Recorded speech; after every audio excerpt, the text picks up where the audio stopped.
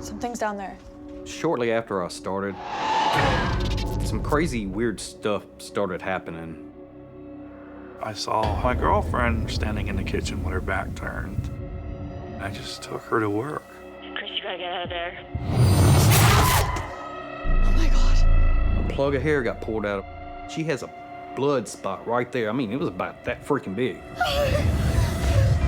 I saw multiple people just walking back and forth through the walls. Help! There was something that wanted to see something bad happen to me. Science tells you that there's no afterlife. My incident changed my belief structure real quick.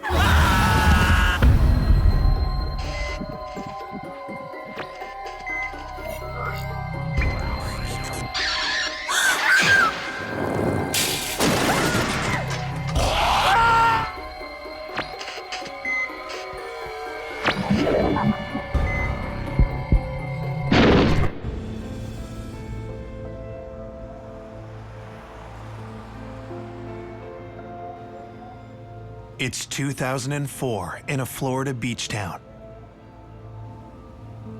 Chris Otto is working his first shift on a body removal team for the state medical examiner.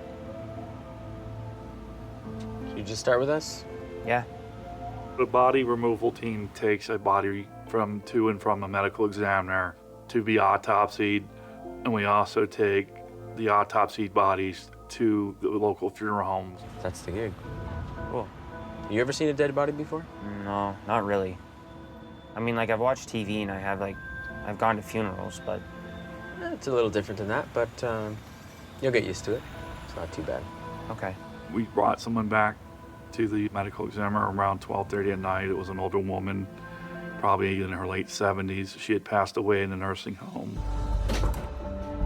I was studying forensics pathology. First, we've got this lever here.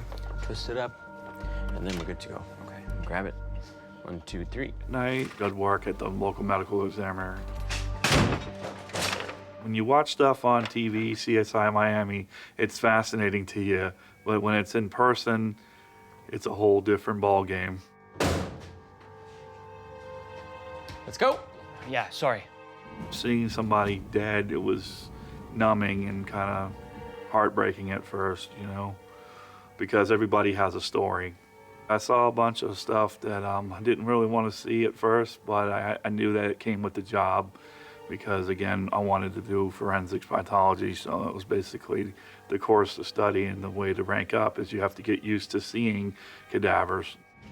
Dr. Hannigan, please call extension 209. Dr. Hannigan, Getting used to 209. seeing dead bodies will soon be the least of Chris's problems.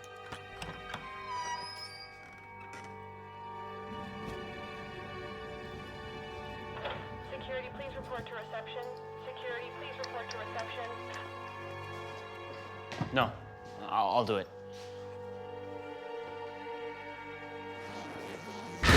In the morgue, we weigh her, we measure her height, we take pictures of the body with a special camera and get it ready for an autopsy.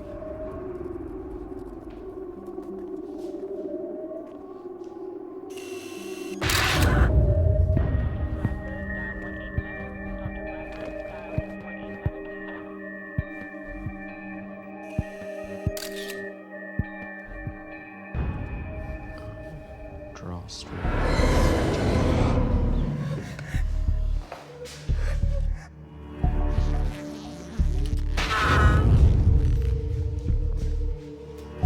Grab the lights. Oh, yeah. Okay,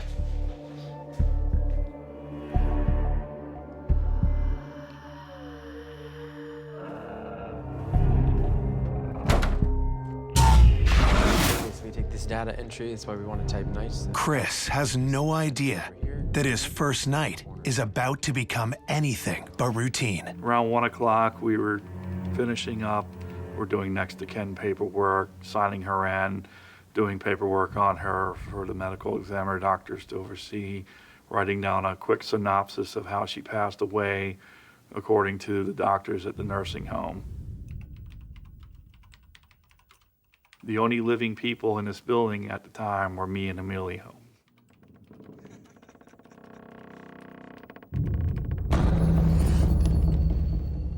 I saw something out of the right corner of my eye. What's up? I think I just saw something.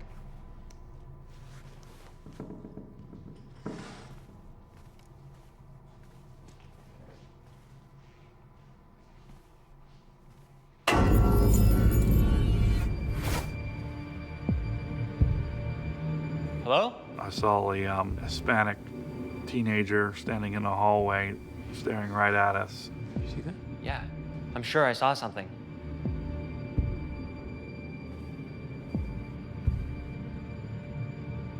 Go check it out. Hello?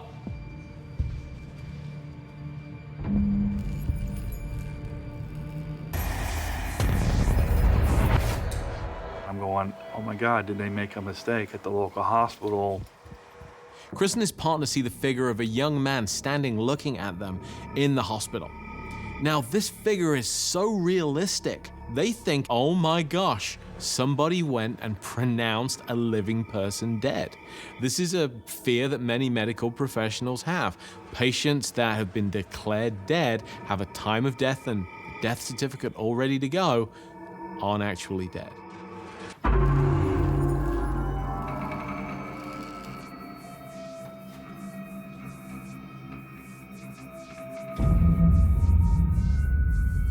Are you okay?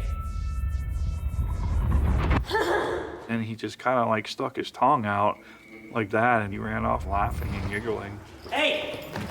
We didn't actually know what to do. We were basically frozen in time at that point. We were just dumbfounded. Where'd he go? I don't see him. Hey! Emilio went looking for him while I got on the phone. Security. Hi, my name's Chris Otto. I'm down here at the medical examiner building, and I think there's an intruder in the building. Okay, you said in the medical examiner building? Yeah, could you summon someone? Yeah, right away. We thought that this kid was accidentally pronounced, and maybe he's, now needing to seek medical treatment.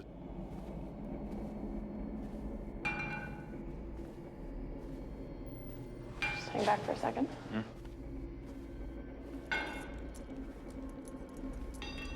Police? Police, anyone there?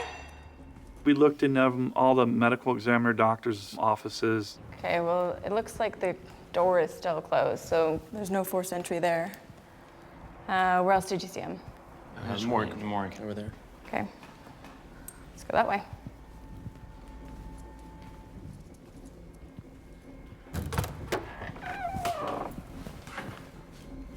You want to search in there?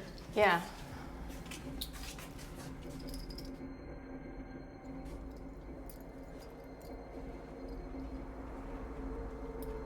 Police? We looked in the actual freezer where the deceased were placed. I mean, we looked everywhere.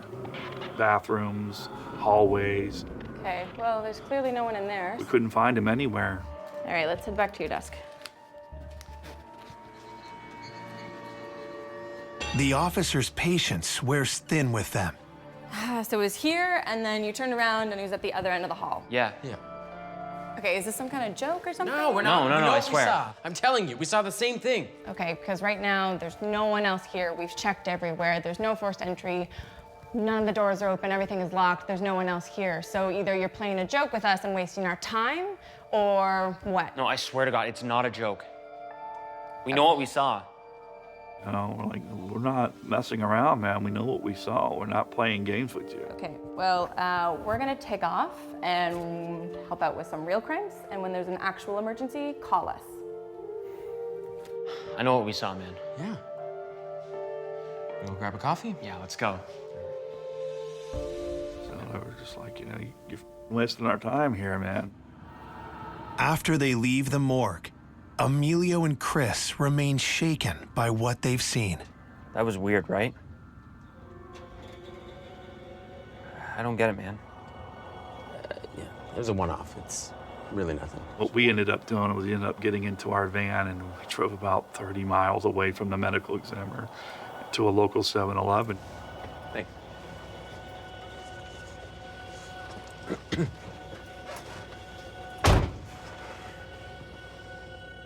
We just sat there. Didn't make any sense to us. There was no way he could have left the medical examiner that night or even came into the medical examiner's.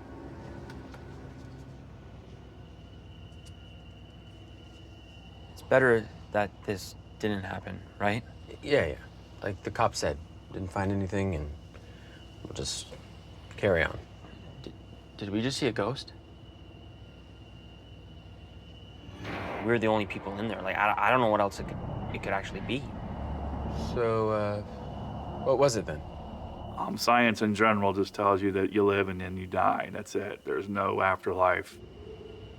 I was just trying to, like, realize that this could be paranormal. I'm losing my mind, one of the two. We just said to one another that, hey, we cannot tell anybody about this because they're going to think we're crazy. After our seeing the boy in the morgue, I thought it was the end of it. But I was wrong.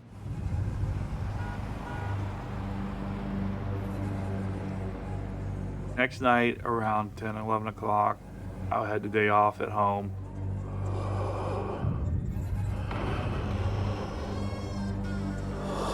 Getting ready to go to sleep. What is that? We'll check. We heard something outside our door.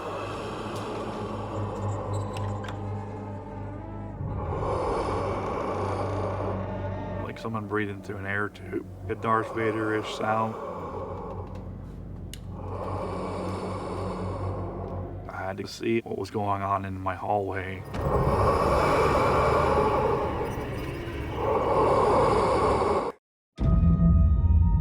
After seeing the disturbed figure of a lost boy in the morgue, forensic technician Chris Otto hears something unexplained in his own home.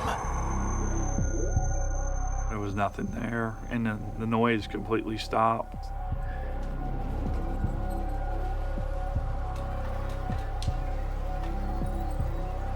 Maybe it might have been the air ducts in our ceiling. There's no one there. Sure? Yeah. Okay. Just go to bed, okay? Okay.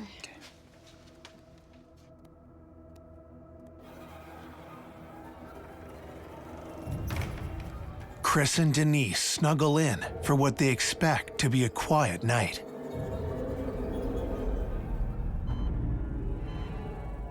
Chris? A couple hours later, we heard something which sounded kind of like a heart monitor.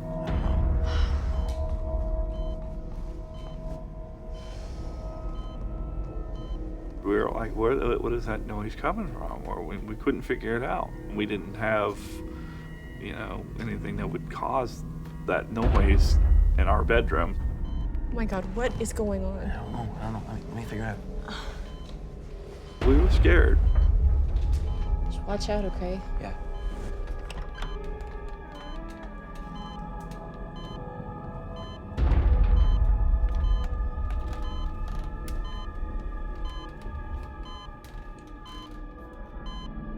It was coming from our bathroom.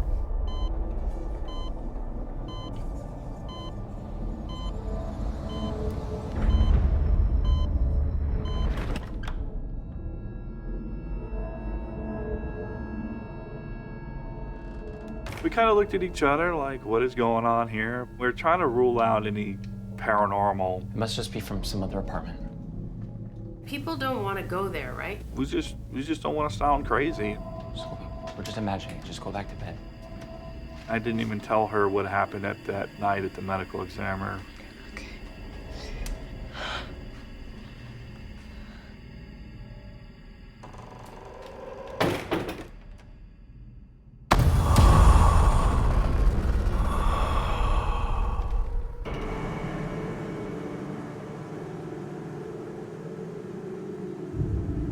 We were still reeling from the night before, what we saw.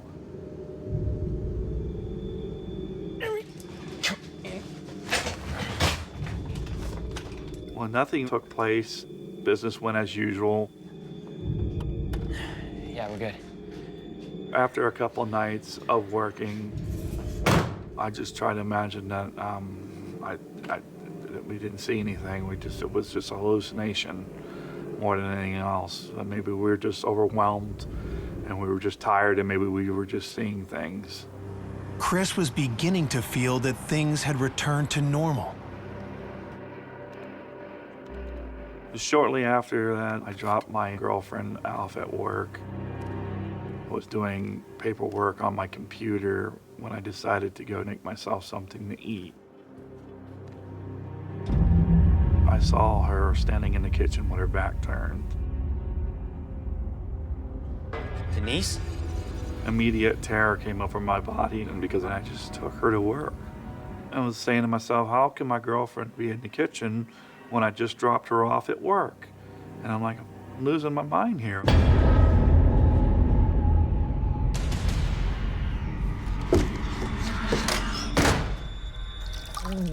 I put water on my face and looked myself in the mirror. I was just saying, get it together. I called her. Her boss answered. Hi, is Denise there? And I asked for Denise, and I said, is Denise there? And he said, yeah, she's sitting right here. Chris, Denise? Denise? What's going on? I just saw you in our kitchen. Oh my God. Chris, you gotta get out of there. Go. Yeah. Okay, I'm gone. That's when she told me to get my keys and get out of there.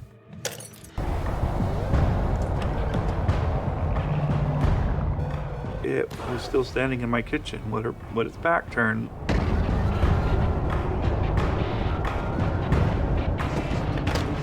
The phenomenon of the doppelganger is well documented. It's been with us for hundreds of years. A doppelganger is essentially a phantasm of the living. It's the ghost of a person who has not yet died. It looks like them. From every angle, it dresses like them. It sounds just like them. They're indistinguishable from the actual living person. It might look like the person you love, but it's not them. And it means harm. I was confused. I didn't know what to do. That's when I called my manager. I said, have you ever seen things? At that point, the phone went silent for about 45 seconds. And he's like, welcome to the funeral industry. What do you mean? Well, Chris, we see stuff like this all the time. You're just gonna have to get used to it. In the funeral business, we try to keep it to ourselves. He goes, and that's what I want you to do. Don't let anybody know. Yes, sir. My sense of what is real and not real is definitely shifting.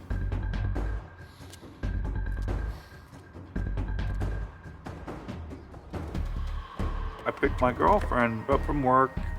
We talked about it. We decided to go back home, because it was our home.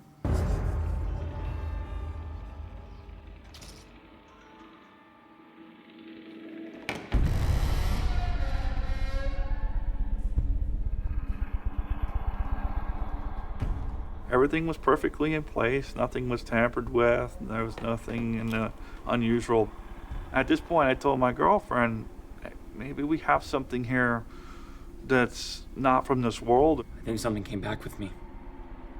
She agreed that we might have an entity in our house.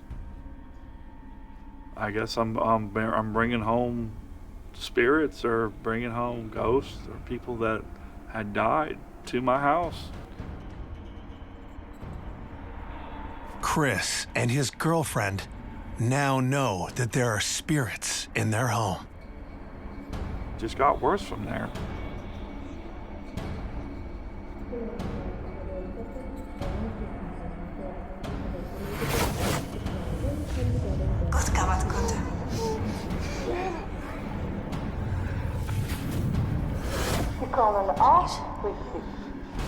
Denise, get up. Denise.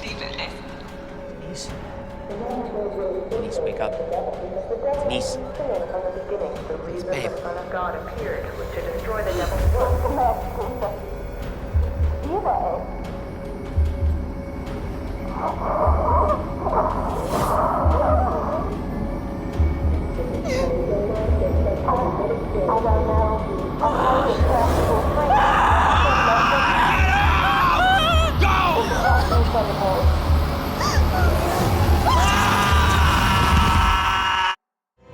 Forensic technician Chris Otto believes he has brought something not of this world home from the morgue.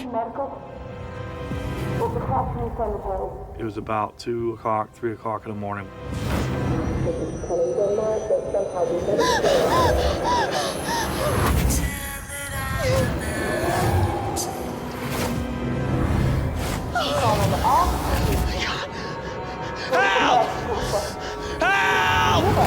I saw multiple people just walking back and forth through the walls. Leave! Who are you? Leave us alone! It was like people dressed in like hospital gowns to just normal clothing. And we're just walking through my room, just going through wall to wall. It's hard to talk about, and it was crazy. We were just terrified. We're gonna go. 3, Jolene, babe, we have to go. 3, 2, 1, go, let's go. Come on. We gotta get out of here. No, babe. Go. We say don't take work home with you. This applies doubly when it comes down to ghosts and spirits. The spirit has hitchhiked back with Chris. I think it's entirely possible that this spirit invited others to come in. Hey, look, I found this great place to stay. Like some company. Who's with me? This spirit invited in a bunch of otherworldly house crashers. That's the last of it. All right. Let's get out of here. Okay.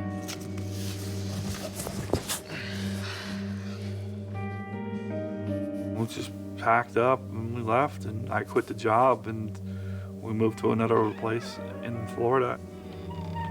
Everything stopped after that. Everything was back to normal. There was no ghosts, nothing else. As much as I love forensics and as much as I love the CSI stuff, I just couldn't do it no more. Not after going through what I went through. I'll never ever go back to that job ever again. To this day, I still just can't believe all this what took place, and it just made me a believer in ghosts and paranormal. It's real as it gets. Oh my God. I know a lot of people don't believe, because I was one of those people, but when you have something like this happen to you, it's real. It's definitely real.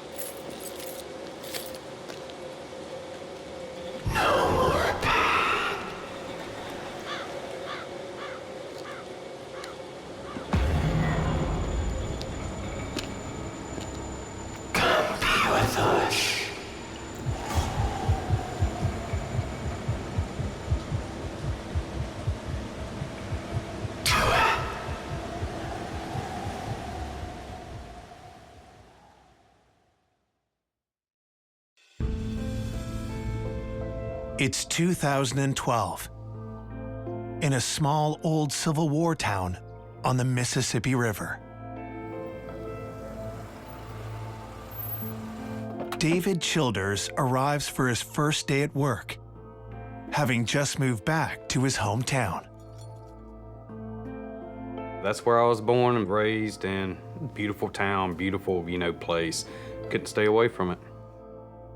He's been hired by a conservation foundation to be the caretaker of an abandoned historic hospital. It was a lot of history behind it. It was built pre-Civil War. They shut it down like back in 2000. And there was a lot of people going in there and tearing it up, stealing the copper. And the foundation, they were like, I know you liked historical places.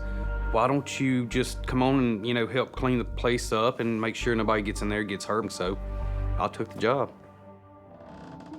My work day at the hospital was just walking around cleaning stuff up. See if the walls weren't falling down.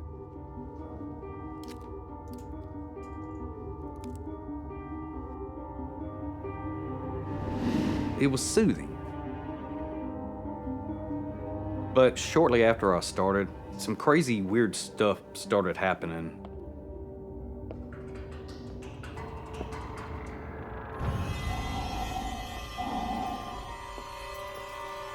I'd walk through the hallways and it was like somebody was watching me, knowing I'm the only person in there.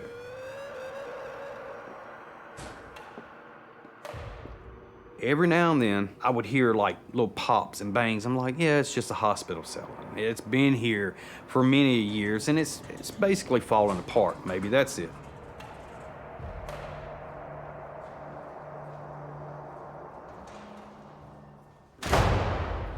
But then I heard a door slam. These doors are heavy. They're old. They have grit up under them. So there's no possible way that the wind would be strong enough to actually do that.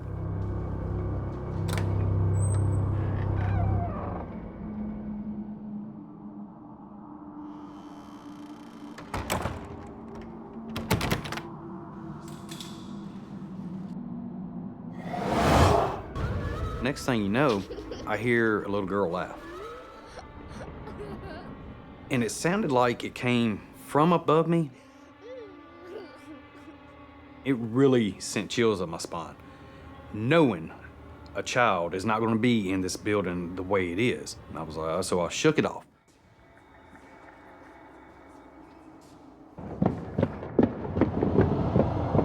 But then I heard heavy footsteps up top.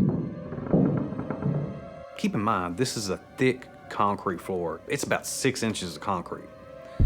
Whatever was running upstairs, I mean, it was loud. It was an eerie sound.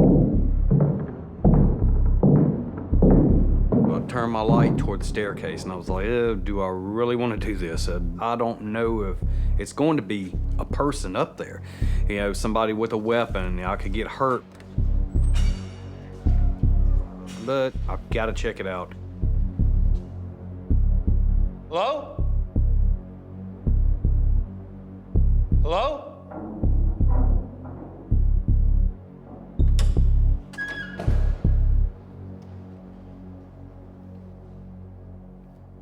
Hello? Anybody there? I caught this shadow just rise up on the wall.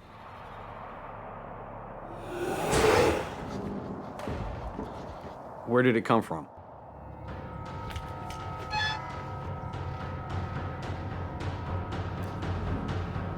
I knew that there was no logical explanation, and it scared the hell out of me.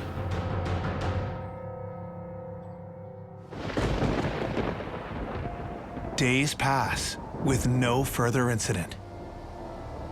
I shook it off and I was like, you know what? Let me just go ahead and do my job. It was raining all day. You'll hear some water dripping. It was leaks. 504. Next thing happened, I heard this voice. 504. From 504. What's in room 504? Hello? Start heading up there to check it out. Now, I wish I never would have done it.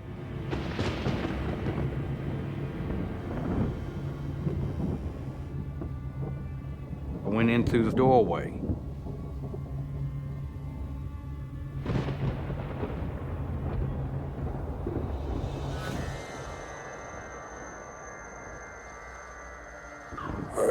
I'm getting chills even talking about this.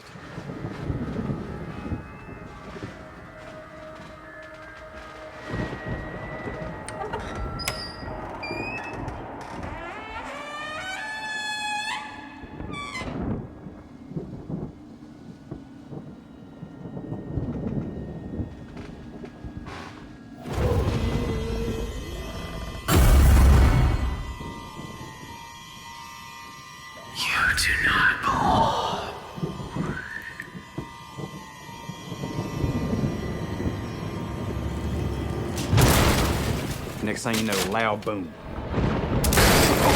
Right above me. I was running for my life.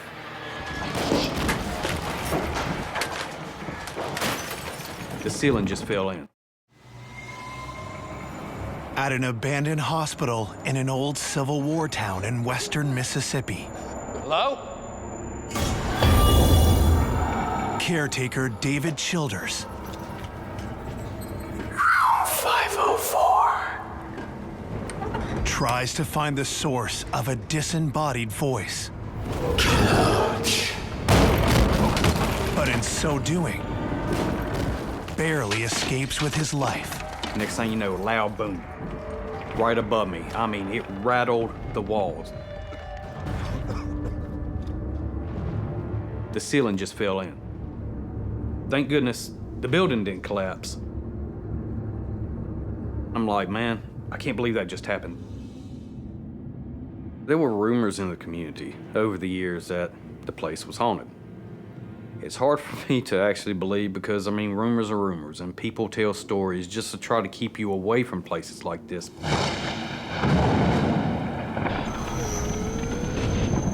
But there was something there that wanted me in that room. There was something that wanted to see something, you know, something bad happen to me. I still cannot explain that. Terrified of what he just experienced, David is at a crossroads. It's either I quit or I take matters into my own hands. Of course, I decided I'm going to take matters into my own hands.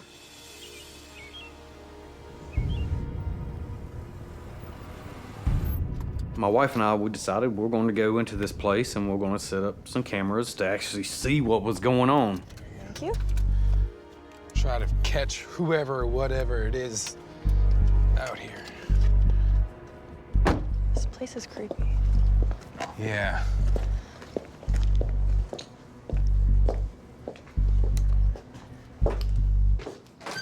My wife really didn't want to come to the place, but I really needed her to be there.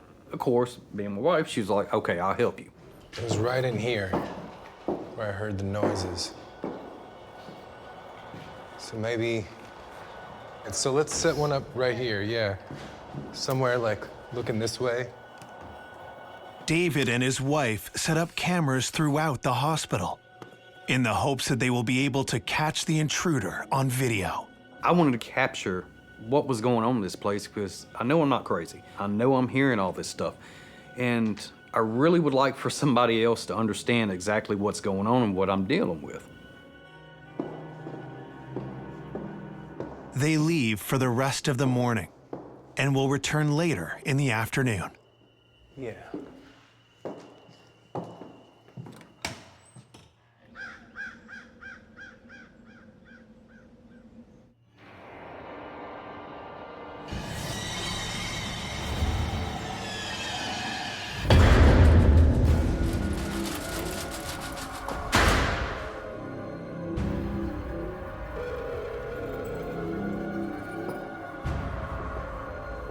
Something's messed around their camera.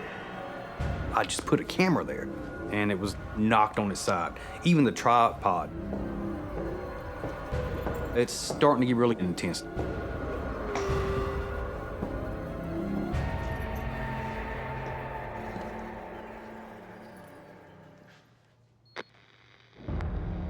Just a bunch of static.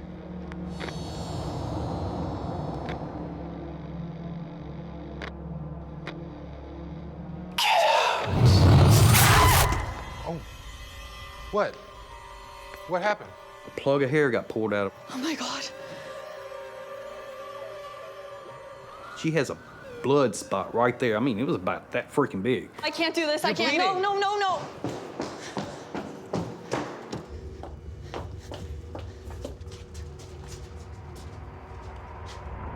David? What?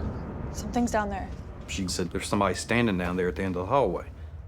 You are not welcome.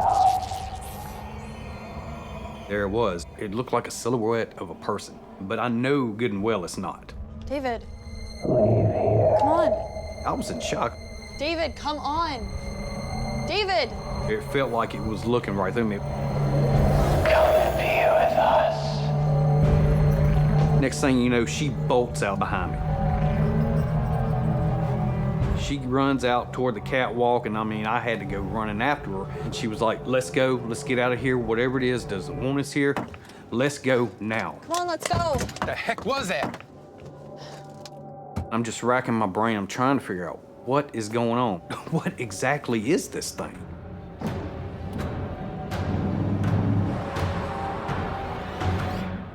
In a situation where David's wife's hair was actually pulled, what this can actually indicate is just a warning to leave the space or to get out. Sometimes these negative entities can be very territorial over the location, and they will work to manipulate the people to get them out of the space.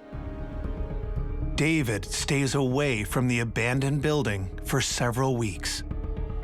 But he can't shake his curiosity around what he has seen and heard. Eventually, he returns to the old hospital. I'm starting to realize that these rumors are true because I was witnessing myself. I was hearing, I was seeing and feeling.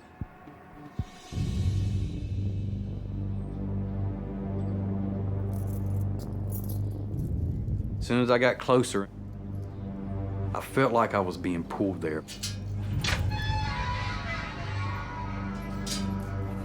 You get people that tend to be very excited over the fact that something has happened. It's unique, it's thrilling to them. So sometimes people don't actually heed the warning to leave, but actually it draws them in a little bit further.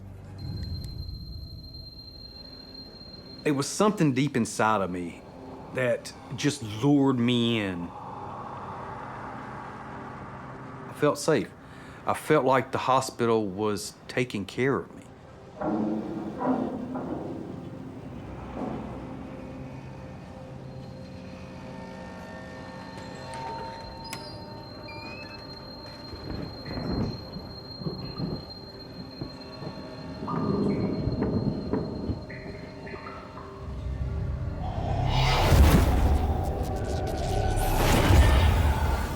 I was starting to get obsessed with the place.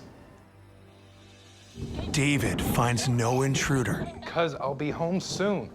But over the ensuing months, his obsession keeps him at the abandoned building day and night. I got real bad. It just pushed me away from my friends and family, and a lot of them just didn't want to speak to me anymore because I was always wanting to be at that hospital. They started seeing the changes of me being more irritable. Come on, give me a break. From me neglecting my family at the time, it started to pull me and my wife apart. I don't know how it happened. It just happened so quick. I'm not listening to this right now. I'll be home when I'm home.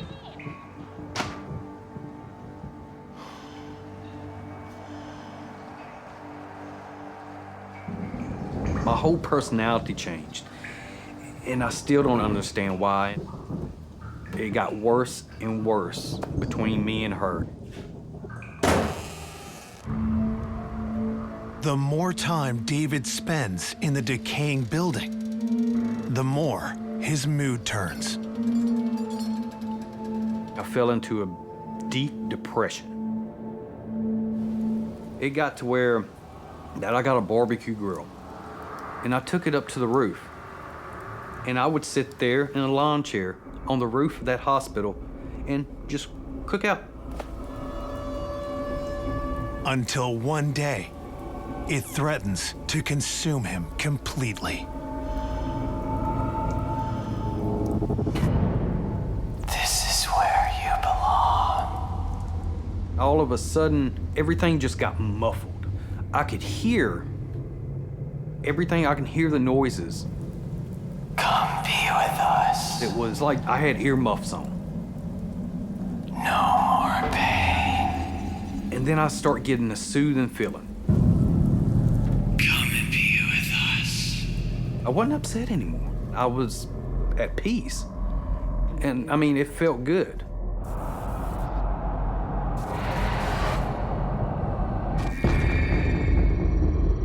But then I start getting visions in my head.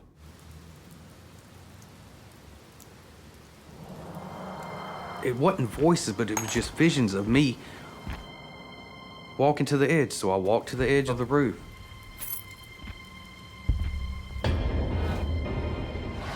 This is where you belong.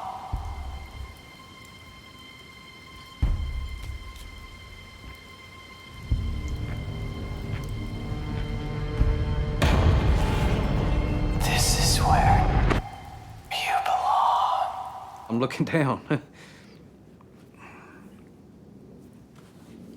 There's my truck. Something was showing me, hey, look, you can end it. Do it. It was showing me, hey, look, you can end the pain.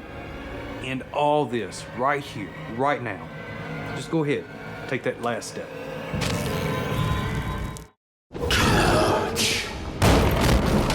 Caretaker David Childers' experiences at an abandoned hospital have driven him to the edge of suicide.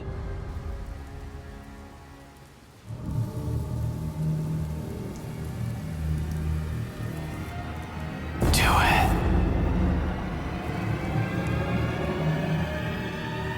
I was so close to stepping off there. So close. Finally, reality started kicking in. It was like, what am I doing here? Yeah, I've got to get out.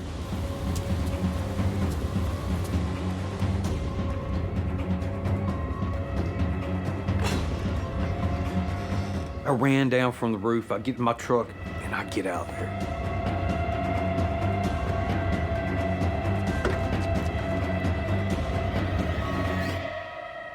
I came so close to ending my life.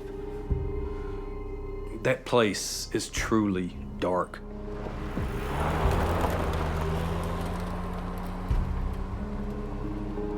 After I left that place, that day, I didn't go back.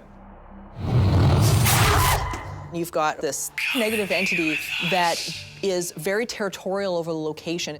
The intelligence that ends up existing there tends to be very protective. It tends to be very guard dog-like over the space. So oftentimes the phenomenon that will go with it will be events that seem to want the people out and can tend to be very aggressive.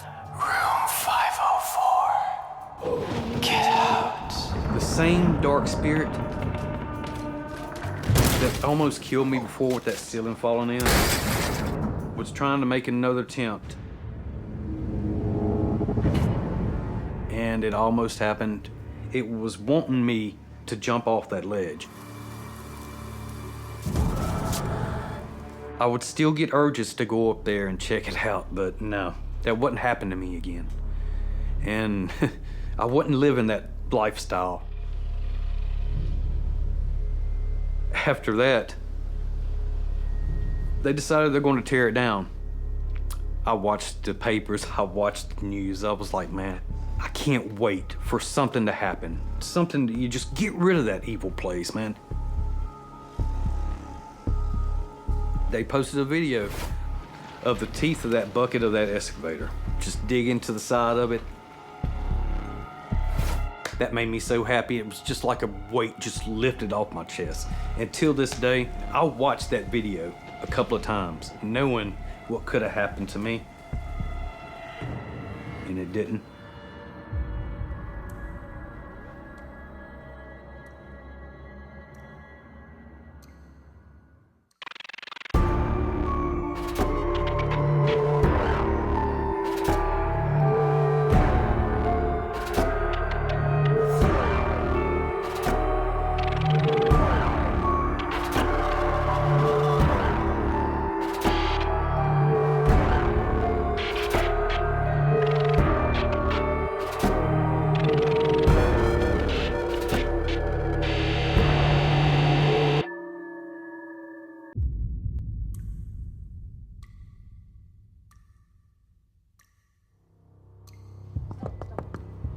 Nursing assistant? I'm scared telling the story. Get him away! There's nobody. As I pulled the door open, it smelled like death. I saw a black shadow person. It reaches right into where his spine was. So sorry about your mother, Ronald. Who told you this happened? We did. God. The face was shriveled up. It was dead. I am a mess. He's not responding. I am not knowing what to do. And now somebody might die. We all dead, Ron. He said, we're all dead. I thought I was dead too, and that scared the living hell out of me.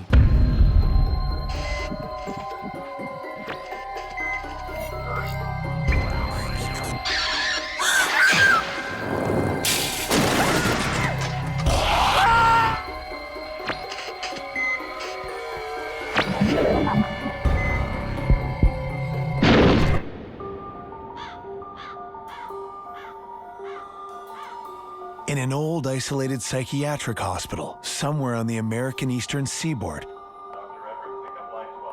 hairdresser Ron Koval begins his day. I would get a lot of pleasure out of helping these people, but because there's nobody else to help them.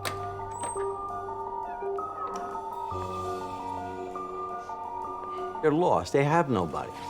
So it's different than if you're a hairdresser on the outside and someone comes in with a picture and, yeah, I want this done, where these people are just happy just to have somebody there and taking care of them. So that's what I enjoyed the most, and I was willing to do that, and I really enjoyed going every morning. The house was built in the late 1800s. When I worked at the facility, it wasn't completely full. Some wards had been shut down. As you can see, it's deteriorating. It was starting to crumble. Hey, Ron. Hey. Got Mary for you here. How are we doing today, Mary? Very well, thank you. Good. The usual? Sure. Not everybody would want to work in a psychiatric hospital. What's that like? You have to keep your eyes open. Sometimes things can change when you least expect it, you know. And sometimes these patients, even though you think they're your friends, can turn on you very easily. Fights break out, people get hurt, and that's when it gets scary.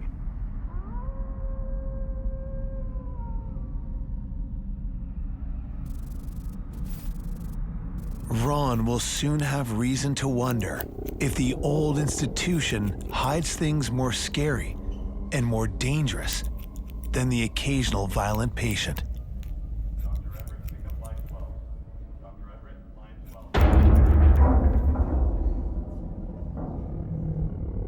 I'm hearing this noise from next door, and I'm going, what in the hell is that?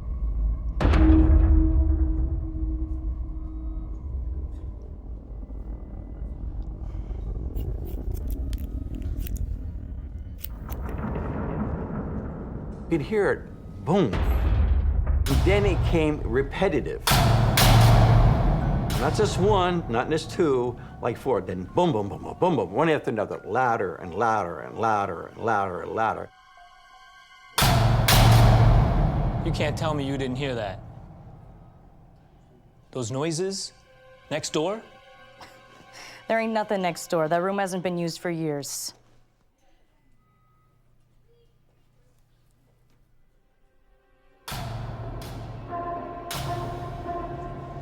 Can you watch Mary for me? The hospital itself, they're constantly repairing things, patching up holes in the walls. On rainstorms, rain will come in certain places, they would have to fix that. It was always under constant repair.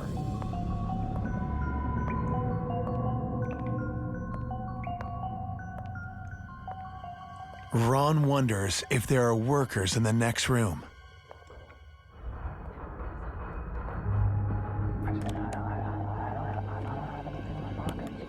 The door started to turn, but it wouldn't turn all the way. The sounds was like faint, whispering people talking.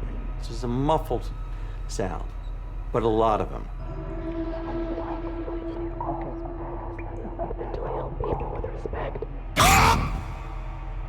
I knew it was voices, but I couldn't make out exactly what they were saying.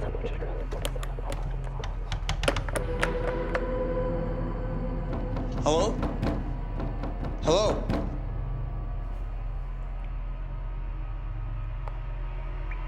This seems totally so confusing to me, I can't figure it out.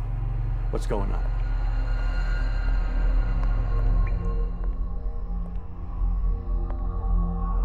You look like you've seen a ghost, Ron.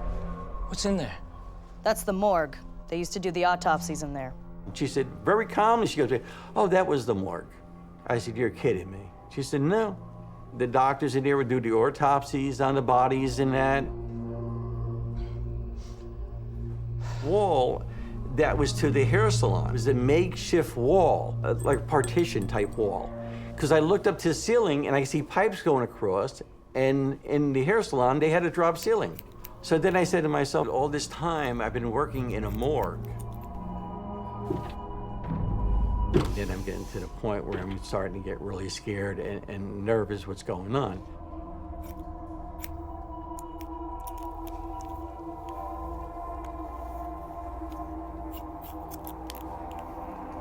So sorry about your mother, Ronald. I haven't told anyone at the hospital about my mother's passing. There's no way that patient could have known. Who told you this happened? They did.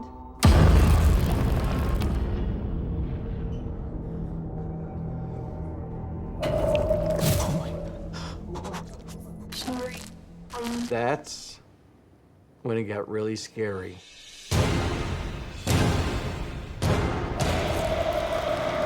Oh my God!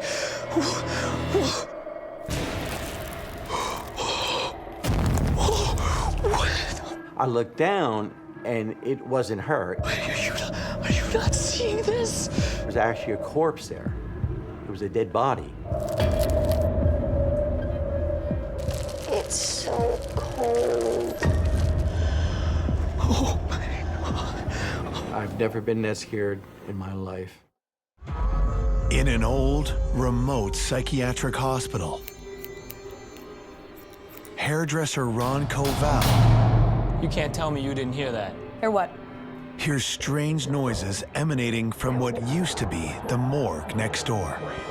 The sounds was like faint, whispering people talking.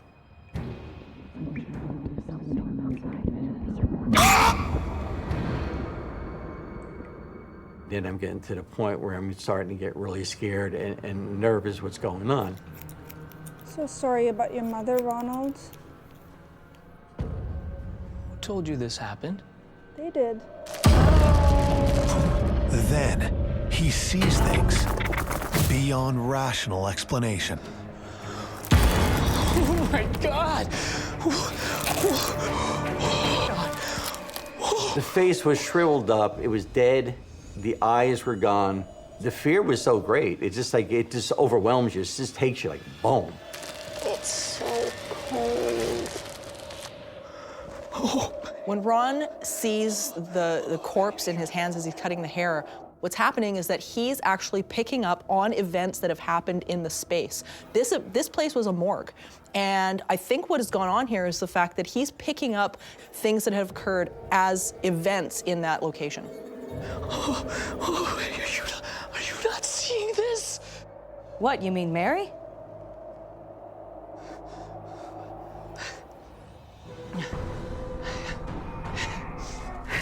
I looked back again, and the girl was back. And I'm going, I'm thinking to myself, what the hell's going on?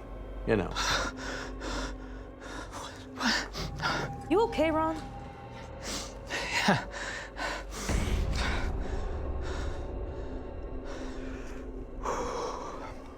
It's okay. Security, please report to reception. Security, please report to reception. I got done with her and finished her up as quickly as I could and got her out and left. That was it. I cleaned up as fast as I can and got myself out of there. I wasn't going crazy. I was fine. There was more going on there than what meets the eye. When you don't know something, that's the greatest fear you can possibly have, because you don't know. You just stand there dumbfounded. You don't know what's going on. Dr. Roberts, the cafeteria. Dr. Roberts. At the time, I didn't believe in the paranormal or ghosts or anything in that manner. But now I did. And now things are starting to get more real. And so, as scared as I was, and I was frightened, it just drew me more into it.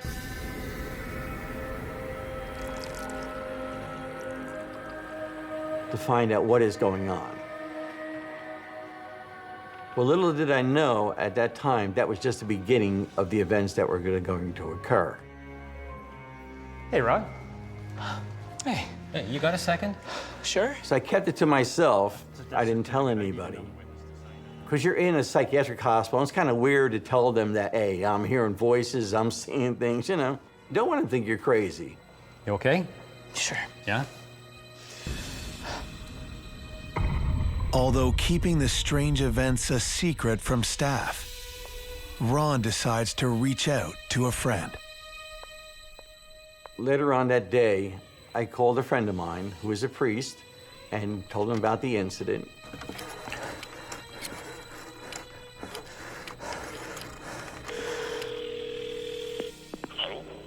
Hey, How are you? strangest thing happened. I was just cutting her hair, and I swear I looked over and I seen a ghost. I don't know, and then I looked over and she was in the chair. Really? And then she was gone, and I just can't explain it. I don't know what's going on. I'm seeing these things. It scared the shit out of me. Of course it would. I have something that should help. Okay, I hope so. I can come down there now if you want.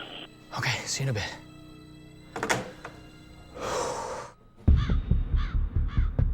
Later that same day, his priest friend pays him a visit.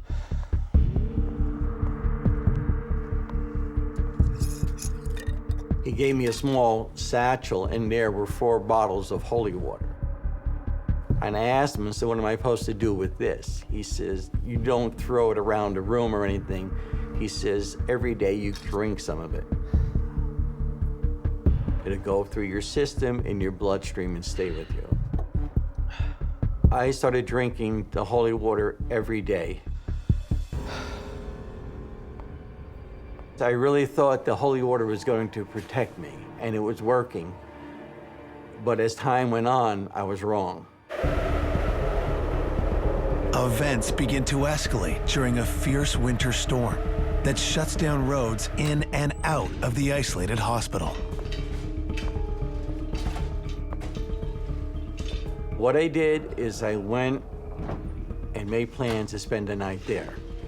So on the ward I was on, they had a storage area where they would keep, you know, roll-out beds and things. So what I did is I went in there, took out one of the roll-out beds, got myself a pillow, a blanket, everything I would need.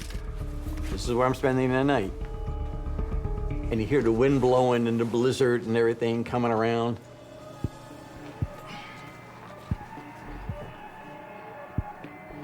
With his holy water close at hand, Ron settles in for the night.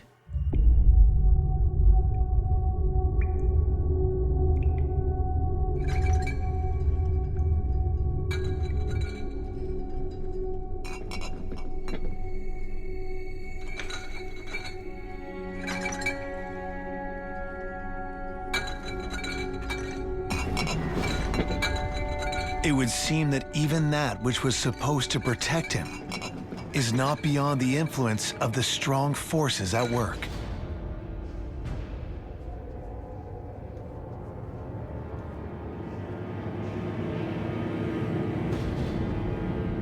I didn't know what to do. I was lost for what to do.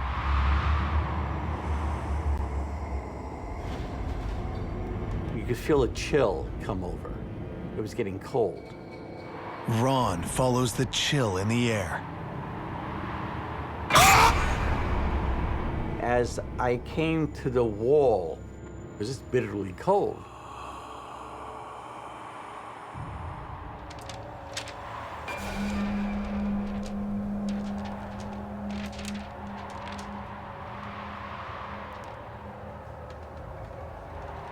on the calendar, it said December 21st, 1917.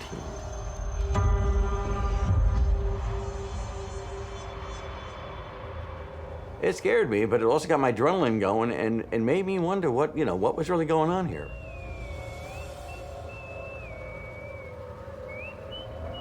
I could hear somebody whistling.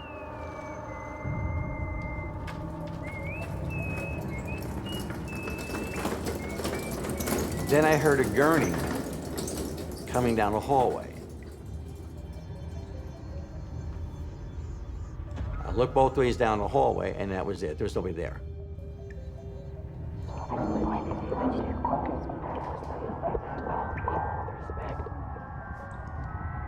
The strange sounds he heard earlier fill the hallway as he approaches the door to the old morgue, which this time is open. It just pulled me in, and so I had to find out what it was, what was going on.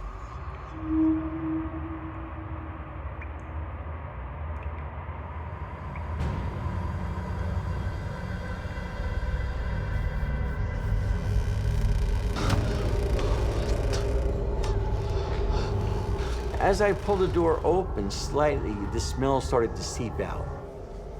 And it was gross. It was disgusting. It smelled like death. There were bodies lying on the floor, covered with blankets.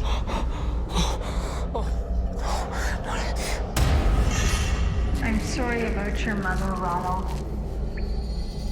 The fear was overwhelming. Totally overwhelming. It's like you're going into a different dimension. I sensed it when I got in there. You're walking into a different dimension. Please, please, please tell me what's happening, please. Please, please tell me what's happening. In an isolated, run-down psychiatric hospital, hairdresser Ron Koval experiences a series of unnerving events. You look like you've seen a ghost, Ron. What's in there? That's the morgue. They used to do the autopsies in there. And now has been drawn back to the morgue, abandoned years earlier. It just pulled me in, and so I had to find out what it was, what was going on.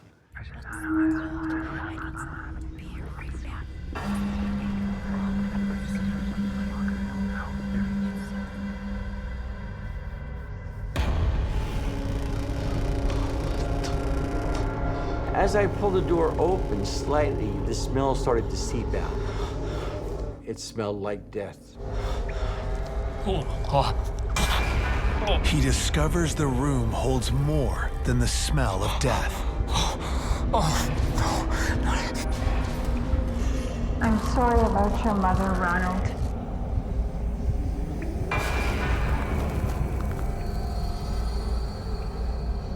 I'm sorry about your mother, Ronald. I'm sorry about your mother, Ronald. Oh my God, please. They're starting to move. They're starting to get up. The ones lying on the floor are starting to arise. You hear the sound. It's like ice cracking. Please tell me what's happening, please. Please, please tell me. Their lips were blue. The fingertips were blackened. The tips of their nose were blackened from frostbite. It's just like looking at a frozen piece of meat. Please, please tell me what's happening. Tell me what's happening, please. Please, please. It was like I was stepping back into time. What seems to be happening is that he is almost picking up on the vibration of something that's happened in the past. He's transmitting and receiving vibrations in the same way that when you put a needle on a phonograph, it actually will replay an event. Please tell me what's happening, please. I said, tell me what's happening. Tell me, please, tell me what's happening. We all dead, Ron, don't you know? Oh my God. Oh. He said, we're all dead. We all dead, Ron, don't you know? We're all dead. When he said that, I thought I was dead too, and that scared the living hell out of me. I just took off. I didn't give it a second thought. I got out of that place real fast.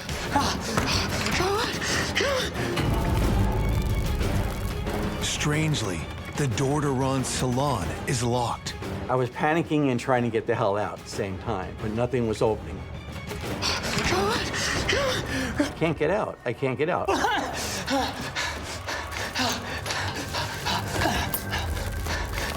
all dead, don't you know? There was a force that took and shoved me against the wall. Oh my God, no.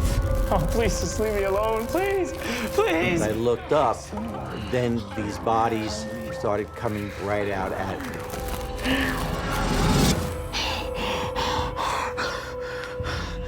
Oh my God.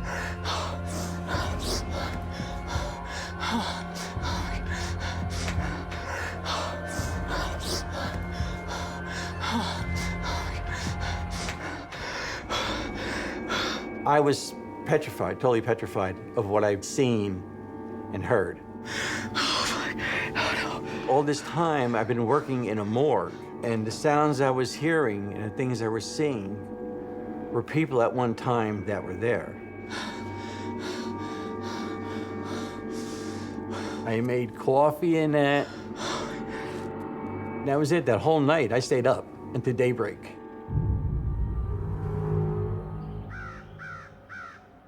The next morning, Ron decides to look through hospital archives, searching for answers.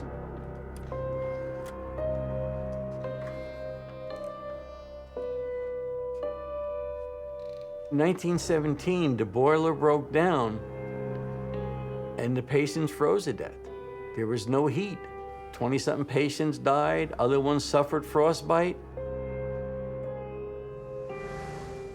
When I read the article dating back then I put two and two together and realized that's what I seen. And these are the people who were there who died at that time.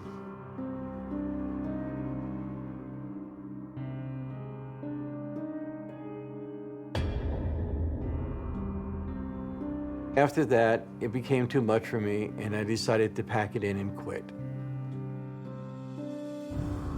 Find another job, and I left the hospital for good.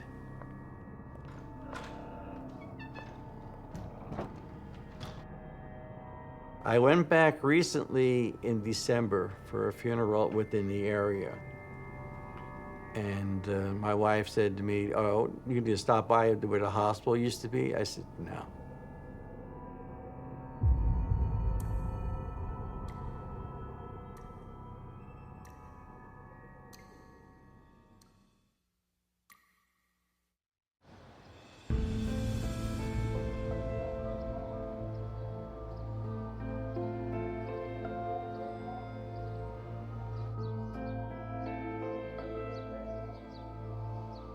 Inside the walls of a 100-year-old hospital, newly recruited nursing assistant Erin Minyard is thrilled to be fulfilling a dream that began as a child. Hello. When I was 5 years old, got diagnosed with a disease that attacks your central nervous system. I was barely able to walk. I had a nurse. Her name was Erin. To this day, I still remember her. She was amazing. And I actually went through nursing school with the stethoscope that she gave me when I left the hospital. That really shaped a lot of how I wanted to be as a nurse. From then, I just wanted to take care of people. It's just something that is either your calling or it's not, honestly. It's something you have to give your all to or nothing. The hospital that I was at catered to both pediatric and adult patients and had been a hospital for a long time. It's been in the area for a long time. But on day 3 of her new career, the rookie RNA's training would be tested. Once upon a time, there was a prince, and he lived in a beautiful kingdom.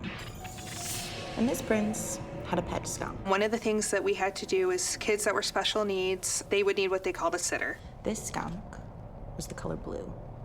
You sat with them, made sure their needs were met the best that you could.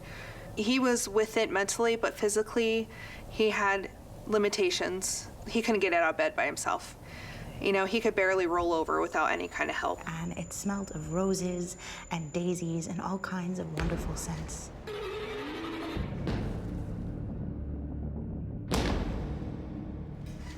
All of a sudden, I could hear somebody stomping.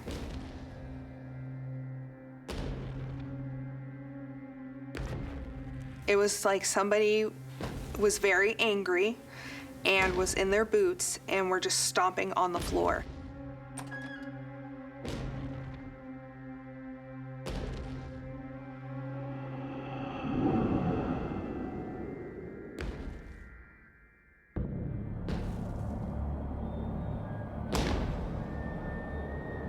The stomping seems to be coming from inside a nearby patient room.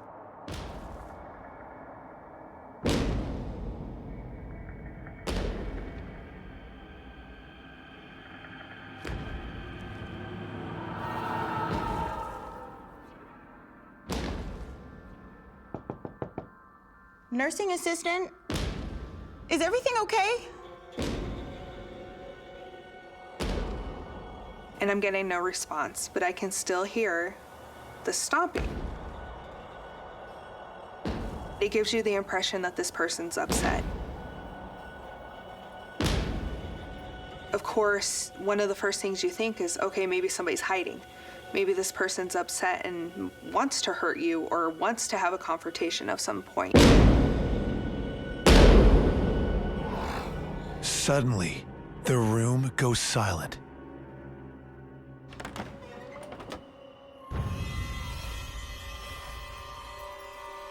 I opened the door and saw that there was nobody in there. The room is clean, the bed's made, there's literally nobody in there.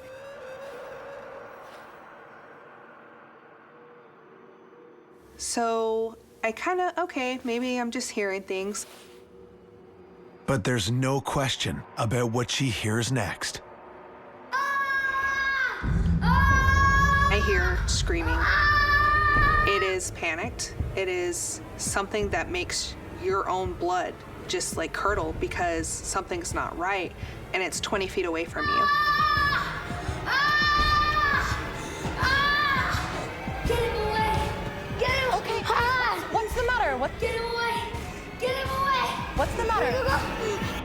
Ah! It's okay, it's okay. Just take a breath, it's okay. Go away! His face, oh God. His face was absolute terror. He's just staring. It's like he was transfixed. Ah! Go away! Get him away! Go away! Ah! Get him away! There's nobody. And at that point, that's when the tray table just slid right across the room. And that's a good 10 feet it went. Go away! This wasn't like it rolled a couple of inches and, you know, scared me. No, this went across the room. There's nobody. It's almost like when somebody gets upset and they want to make a point, and so they shove things. You know, they might shove paperwork off the table. It just was that kind of motion. It's okay, it's okay. Get him away! It's okay. Is everything okay? Get him away! Make him go away! I was terrified. I absolutely was terrified. It's okay. But as Erin attempts to comfort the boy, she sees something that's even more terrifying.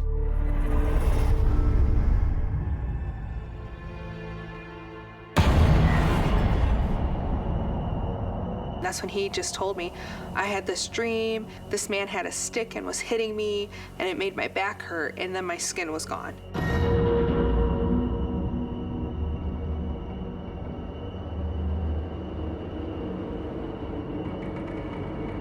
This was not something that could be explained away, so what's going on to cause these incidents to happen?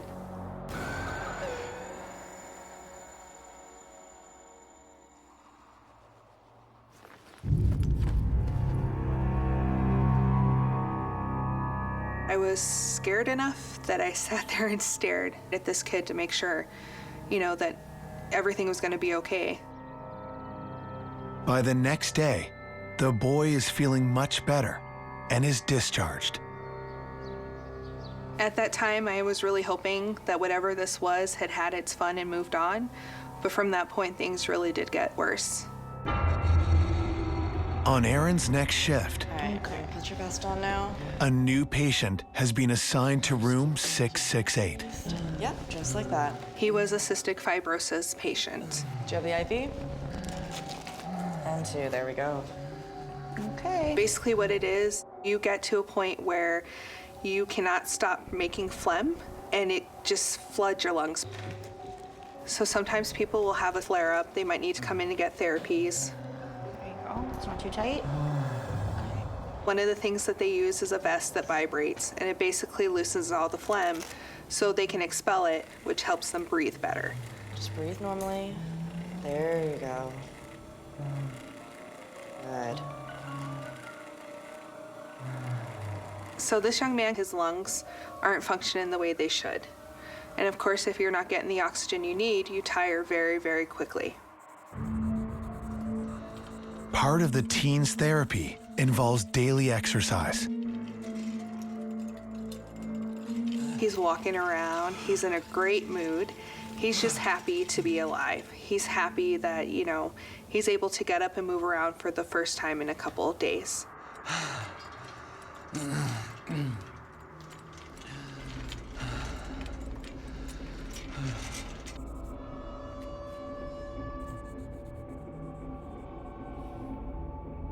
I looked down the hall and I saw somebody walking with him.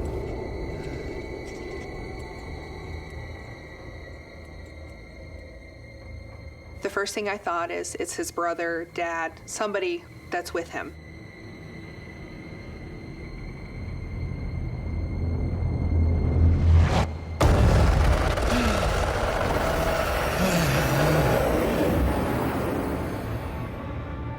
I saw a black shadow person right behind him.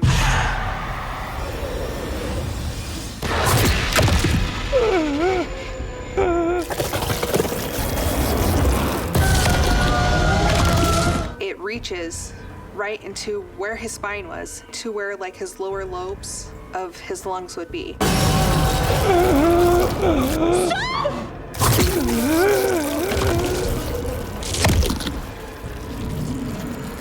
At this point, I am nauseous because I am so scared. Hello. For rookie nursing assistant Erin Minyard, working at a hospital is a childhood dream come true. Until her patients are attacked by a terrifying entity.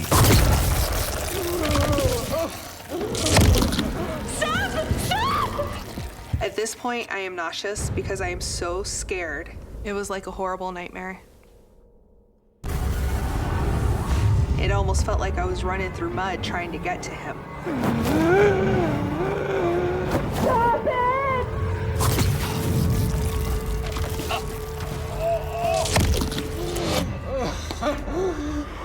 Then all of a sudden, it was gone.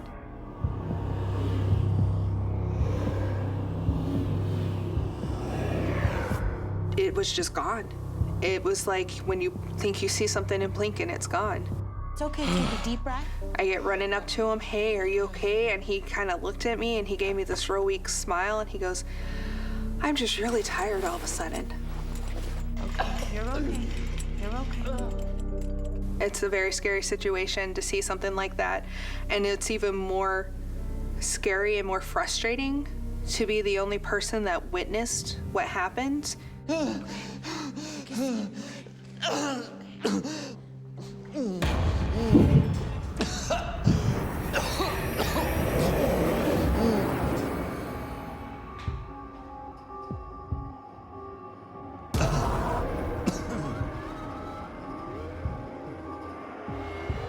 I just had this overwhelming feeling that I did not want to leave him alone.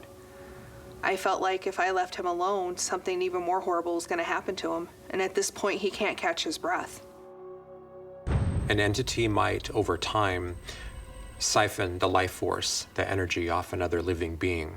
Just as there is bullying and tormenting in our physical dimension, it's the same case in the spirit world. Perhaps a spirit sees us living these lives, and they're very angry that they no longer have bodies, and they want to inflict pain and harm to others as a result of that jealousy. A short time after all these things had happened, he did end up passing away in that room.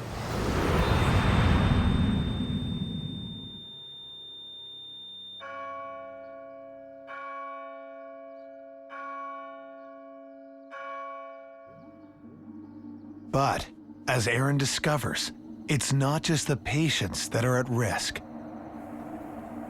Shortly after the incident with this patient, I ended up having to have my gallbladder removed, so I was out of work for about 2.5 weeks.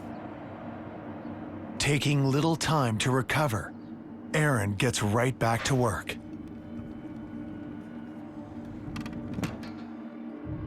I was at this point on light duty, so I couldn't lift anything over 25 pounds, but I was still able to carry out most of the basic necessities of my job. I'm scared telling the story. You know, it takes you back when you have to go back to things like this and remember what it was like at that time. Erin's duties take her back to room 668. Hey, can you keep an eye on him? I'll be right back. Sure. We had a patient at the time that was on an ECMO machine.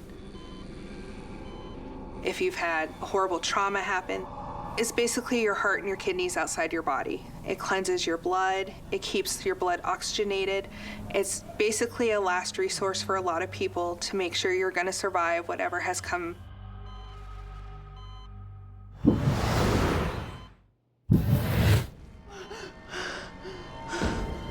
I start to hear footsteps around his bed.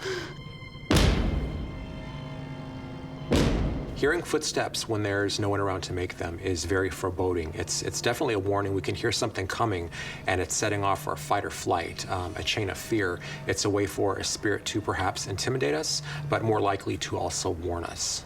But the footsteps suddenly disappear.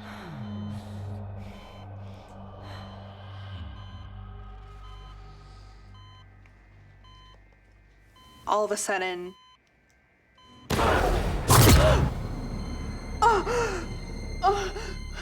something poked me in one of my surgical sites.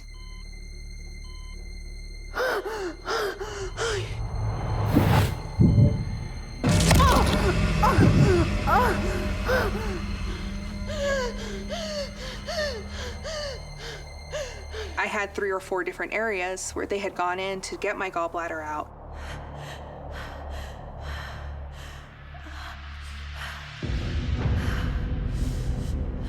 Whatever this thing was, decided to poke me in the one that was the one that you shouldn't mess with. I'm scared, I'm angry, I'm confused. Also, all I know is I'm in pain. This spirit is most likely showing Erin that it recognizes that she has a wound and is also possibly suggesting that it can create more. It's warning her to back off, not to toy with it.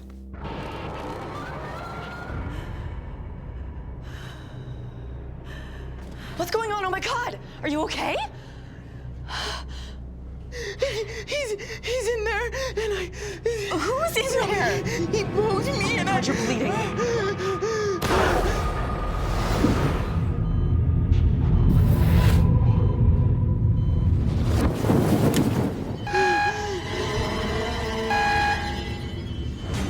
What was that? Oh my God, are you okay? What's happening? The machine starts blaring. This is a patient who is on this machine, and their blood is going everywhere. They are literally bleeding to death in front of me. It is a scene out of a horror movie. He's not responding.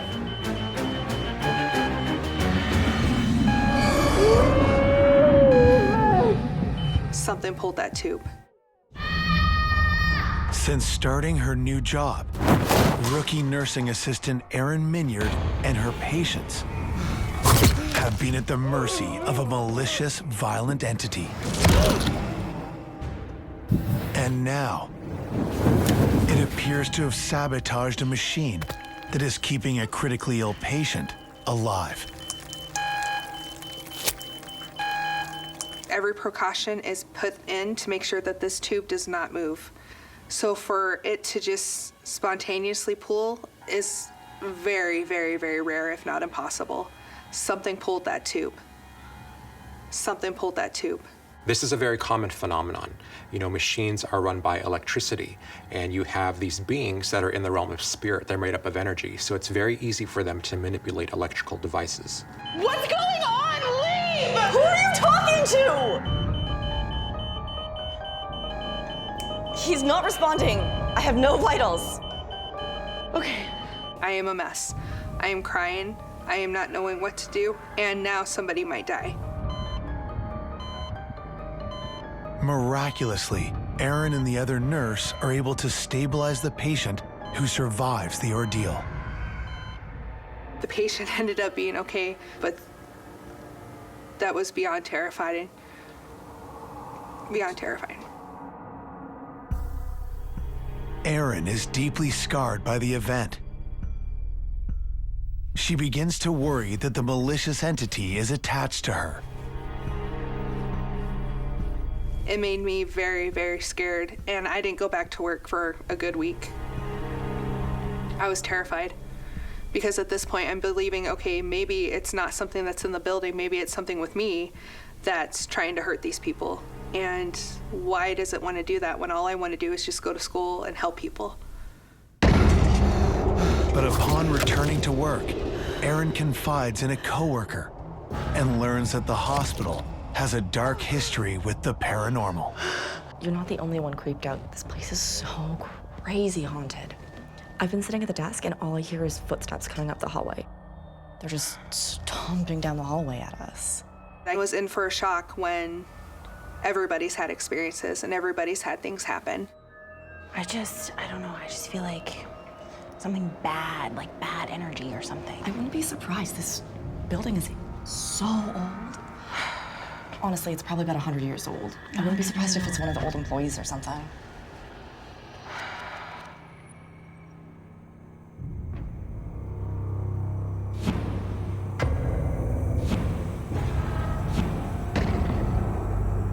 Her colleagues believe the hospital is haunted by the spirit of a cruel male nurse, rumored to have harmed patients.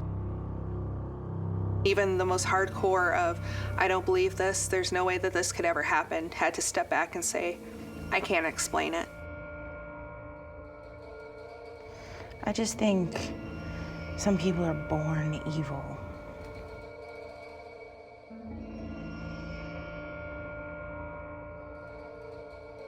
The medical field is like most professions. Most people that get into it do it because they want to help people. There's also people who get into it because they want to learn skills to hurt people. This was somebody who'd been there before and stayed behind to keep hurting. Soon after, Erin completes her studies and becomes a licensed nurse, but transfers to another hospital. In a way, I am happy that I left the hospital because I got away from feeling that evil and watching it hurt other people and not being able to help. But at the same time, I miss, the people I worked with. I miss my patients. There were a couple of nurses, that I'm still in contact with, and they said after I left that there were a couple other incidences where, they thought they saw something or they heard something. Go away!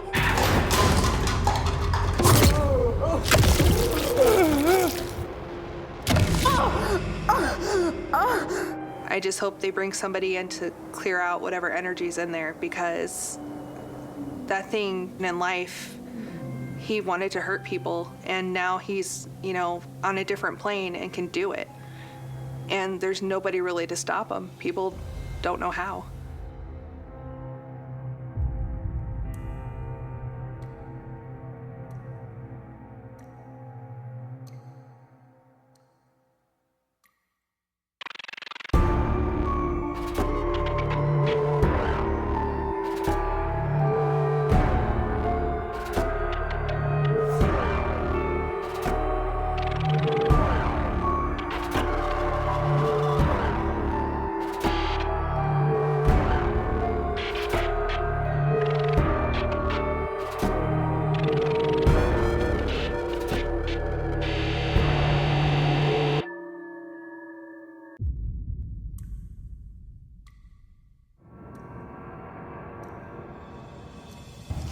The evil one will have his due.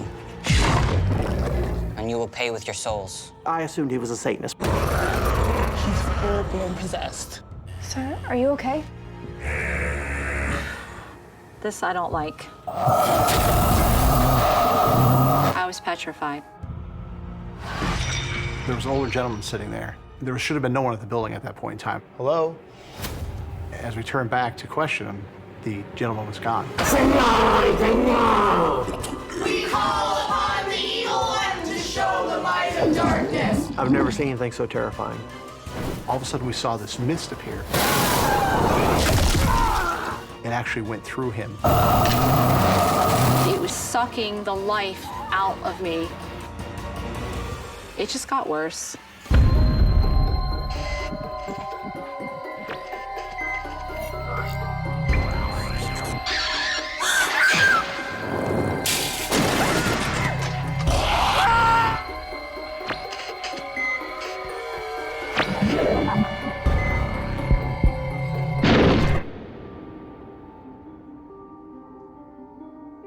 Raised by conscientious parents, Michael Nesbitt, a former airman in the U.S. Air Force, prides himself on his rational thinking. My family has been pretty skeptical and questioning of things that happen and don't happen. Are you referring to the paranormal? Most of my life I grew up not believing in any of this stuff. And what happened to change your mind? I took a job as a security guard temporarily in a mental institution. All Michael knows about his new job is that it opened up because of recent damage at the hospital. They'd had a fire there, an electrical fire, and the locks on the doors were electronic, and so they couldn't lock the doors. So they really just needed people to come in and sit and keep quiet and make sure that nobody walked out on their own. On his first shift, Michael notices something eerie.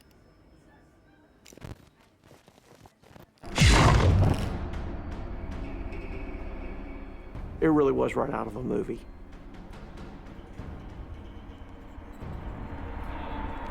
He makes his way toward the room on the monitor to investigate, passing through a patient hallway. Each person had like a private room. It wasn't like a big ward or anything like that. There was like a central day room where people would sit and congregate, play cards, and do whatever they wanted to do. Along the way, he comes across a patient he has been asked to keep a close eye on. He was a teenage boy. He was very goth, wore all black clothes. He had these drawings in his room, and they were kind of disturbing. Strange scribbles, symbols. I assumed he was a Satanist personally.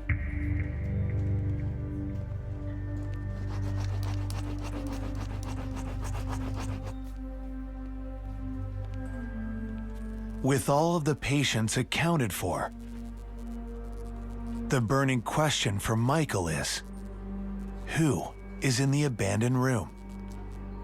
I put my foot in across the threshold, and as soon as I did, I just had this overwhelming sense and feeling that said no.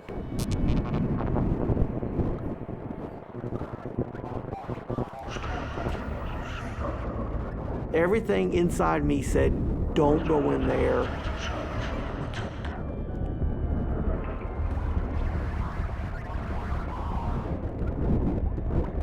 Michael's rational mind dismisses the oddness as a technical glitch, a byproduct of the electrical damage caused by the recent fire.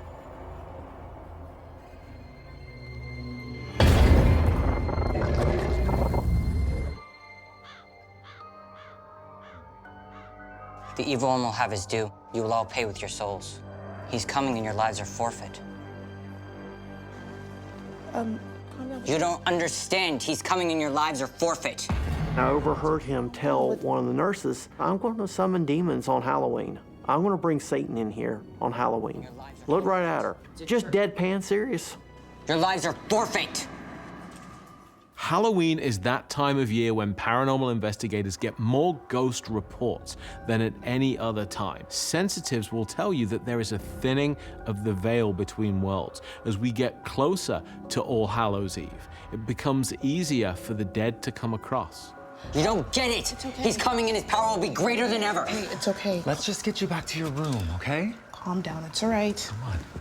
They were very dismissive of them. Oh, well, that's nice, and thanks for telling us. I didn't think anything of it, really. I thought, okay, well, he's just, typical skater, punk rock, goth kid. Just textbook. The next day is October 31st, Halloween, and Michael is called into work the night shift.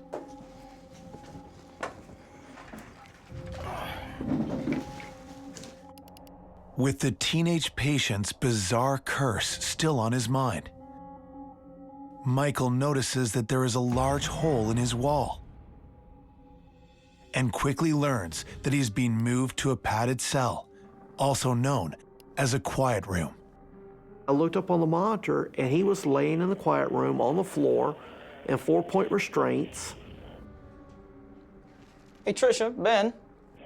Why you got that young goth boy tied down in 4 points in the quiet room? Oh, He was the biggest disturbance in the whole room. He kicked a hole in the wall. He's being disrespectful. We had to put him in there. We had to restrain him.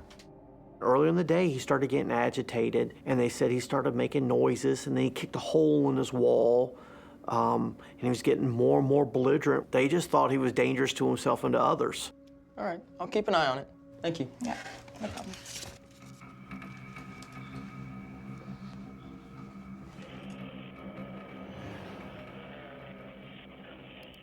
He also notices the group of patients that he saw playing cards the day before.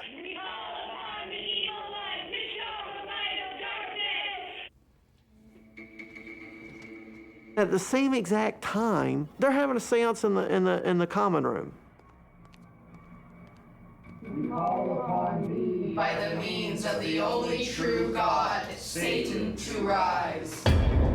We call upon thee by the means of the only true God, Satan, to rise. And they're in there holding hands, trying to talk to dead people and trying to invoke spirits. Call upon the evil one to show the might of darkness. Call upon the evil one to show the might of darkness. Look, I might not have believed in any of this stuff beforehand, but a seance might not be a great idea. We call upon the evil one to show the might of darkness.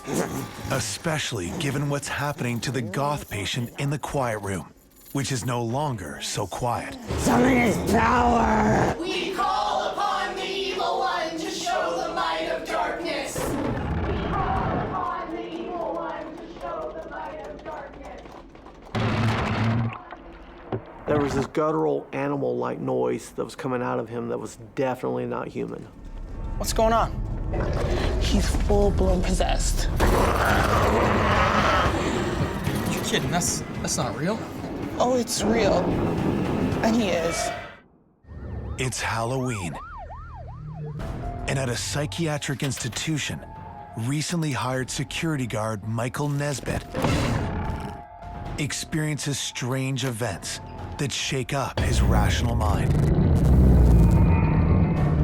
and believes that a troublesome teenage patient The evil one will have his due, and you will pay with your souls. is possessed by an evil entity. You're kidding? That's not real. Oh, it's real. And he is. I had the nurses tell me, and I heard one doctor tell me unofficially off the record, okay, that there is a fine line between mental illness and possession. And that there are people in there that are probably possessed, but they will never, ever, ever, never tell anybody this officially. So that shook me to my core.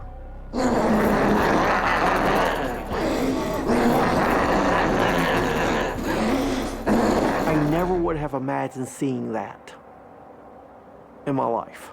I had heard about this being a thing, but I always thought, well, that's not true. That's make-believe. It was not make-believe.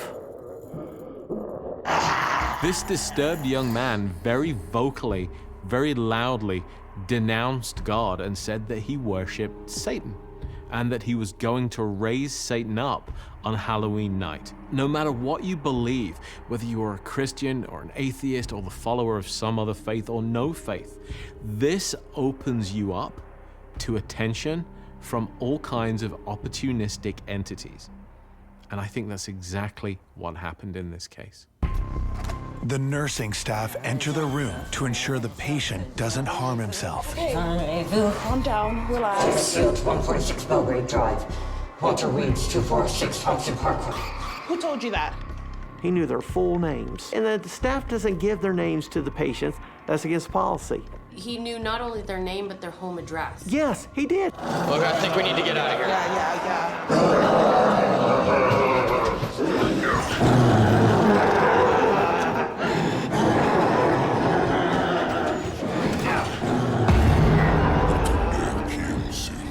Suddenly, Michael is confronted by another patient who is chanting in French.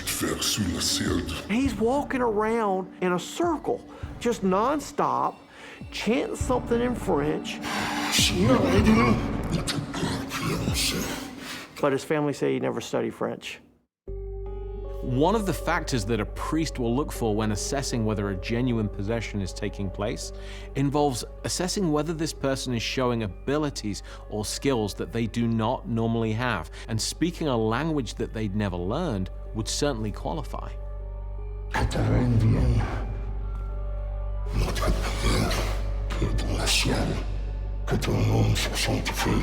The only thing I can think is that he's praying. Something's bothered him, something's got him really spooked. He's really scared.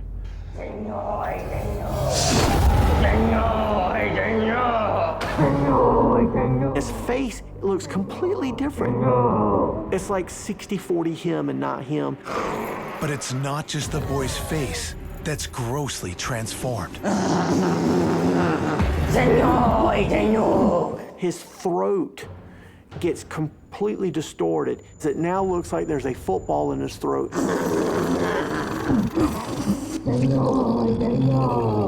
I was trying to figure out, how does that happen by itself? You know, obviously he couldn't put anything in his mouth. He's laying down, his hands are tied. We call upon the evil one to show the might of darkness. I've never seen anything so terrifying. Security guard Michael Nesbitt sees terrifying satanic events that cannot be explained. The might of darkness. His throat starts to swell up. And it just gets bigger and bigger. If you've ever watched a snake eat, and you see how it swallows a mouse whole, and you see that big mouse go down its throat, it looks like he had swallowed a football. We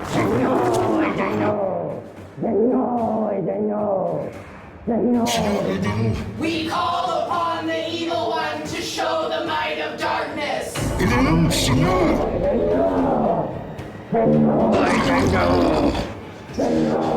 out of here.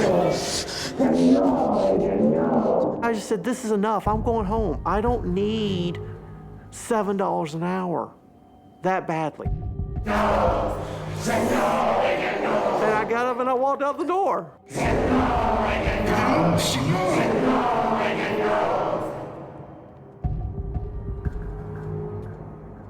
I didn't go back. I was done. That was it. It was not safe for me to go in there.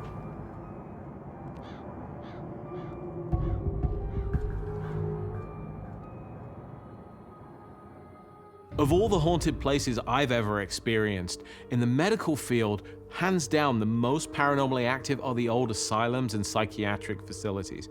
This is where you had some of society's most vulnerable and disturbed individuals. Many times they were just placed out of sight, out of mind. All of that energy, all of that negativity still remains today. And no wonder such places are haunted. And these kinds of hauntings are almost never friendly or benevolent. They're almost always aggressive and disturbing.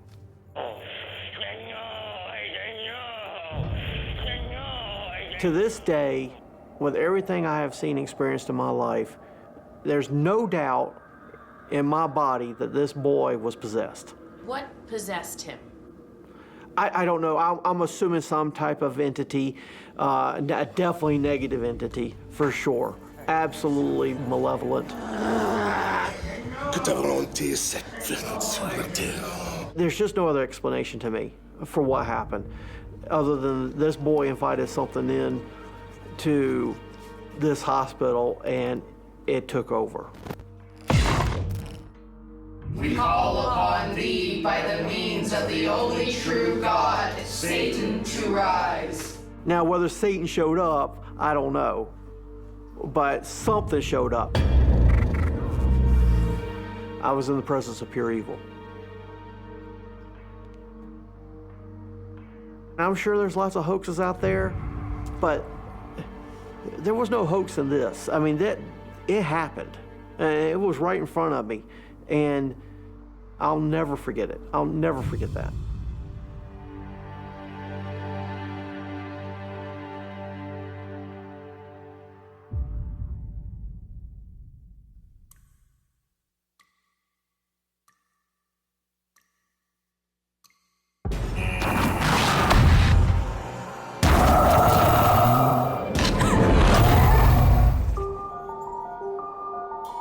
It's 1997 in a New Jersey small town. Certified nursing assistant Aretta Burkhead begins her first shift at a local seniors residence. I wanted to be a CNA because I wanted to help people, and that was my goal. My objective was to help people. Helping people gave me a lot of value, and it made me feel good about myself, you know, having a purpose in life. Aretta notices something strange about the building. As I was walking up towards the building, I felt like the building itself was literally looking at me as I was walking into the building.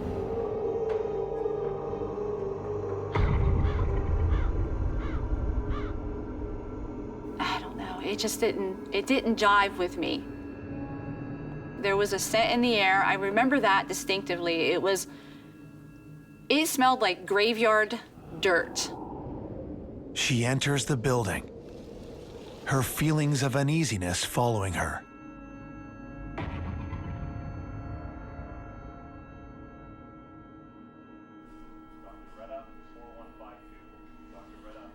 Okay, so this is the main desk, head of the operation. You're gonna come in and check in here every day when you get to work. You can find all of the residents' charts here. You wanna grab this first thing when you show up. You'll wanna do your rounds right away, so we're responsible for checking on their stats every day, see if there's anything that they need in the room. I kind of detected that one of the ladies who was an older woman, Rosa, I remember getting an odd vibe from her because the way she looked at me. And then you're gonna do your rounds, check in on everybody, make sure all their stats are okay, blood pressure, things like that. For the next several hours, Aretta completes her orientation, and by 11 p.m. is ready to begin her overnight shift, alone. I wanted to have that good feeling like, this is my first shift and I'm going to conquer this and everything is going to be good and positive. But yeah, I felt there was just something very odd about that night.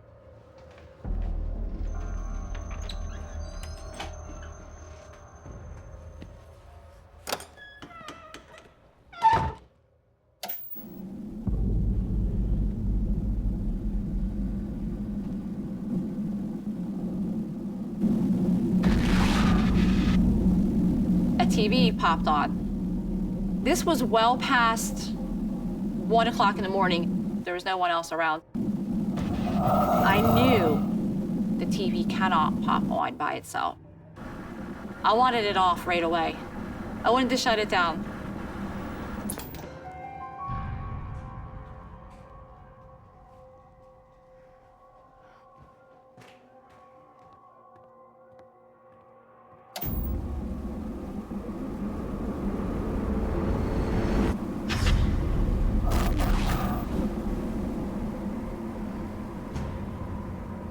I didn't know really where to go from there except for to take a deep breath and get it all back tight and go on with the night because that was my job.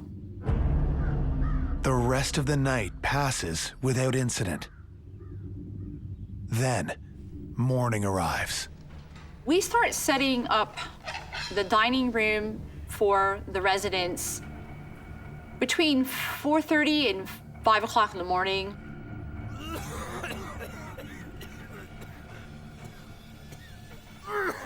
It was a horrific, horrific cough, like a death rattle cough. I think somebody's out of the room.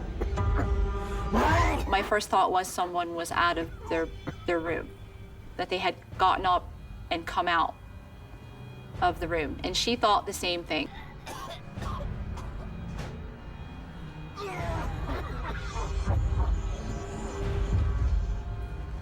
We checked the hallway and we checked everything that was in the area and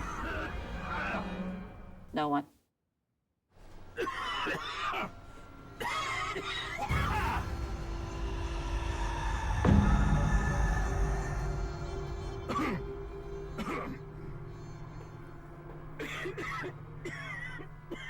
She literally looked like she had seen a ghost. And she said, "What the was that?" And to me, the cough sounded like it came from the center of the dining room. Let God strike me dead, there was no one in that room. And no rooms even near there where if someone was coughing, you could hear them.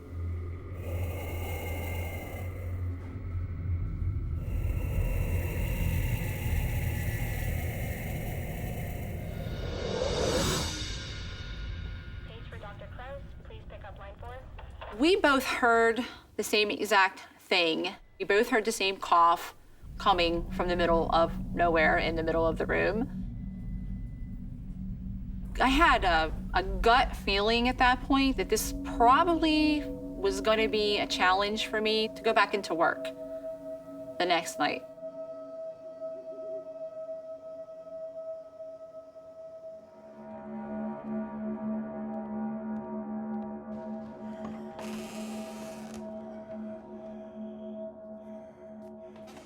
I went back into work the next evening for my 11 to 7, and I reported in. Everything seemed okay. I was doing, my rounds, going from room to room to room, making sure that they were sleeping in bed, they weren't wandering around.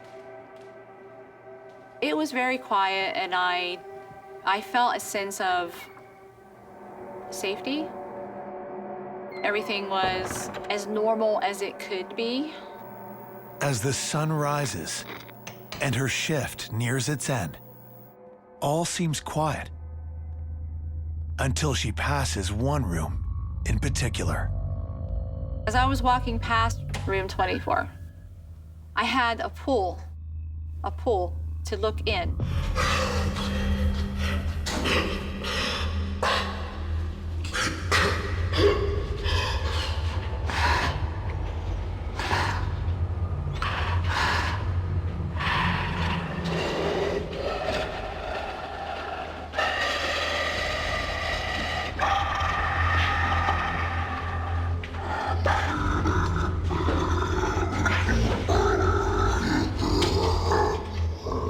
Never seen anything like it.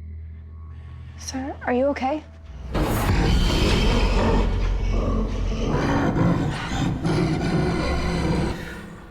This I don't like.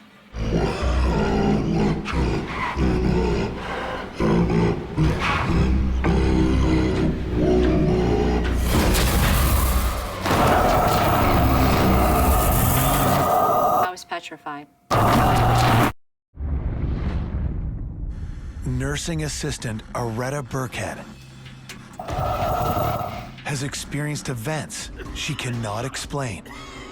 When she enters room 24 to investigate strange noises from a patient, she comes face to face with something that sends her rational mind spiraling out of control.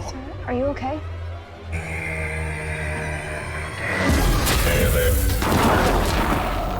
was a very dark image of a male.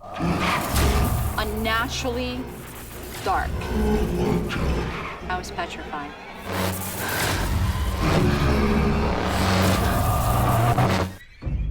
It was just gone. Just gone. My adrenaline was through the roof because I knew that I saw something, a apparition, a spirit, or something otherworldly.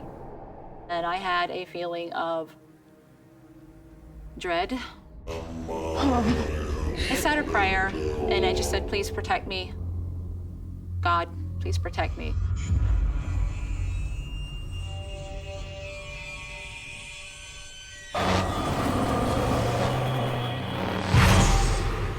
Aretta puts a brave face on and continues with her shift.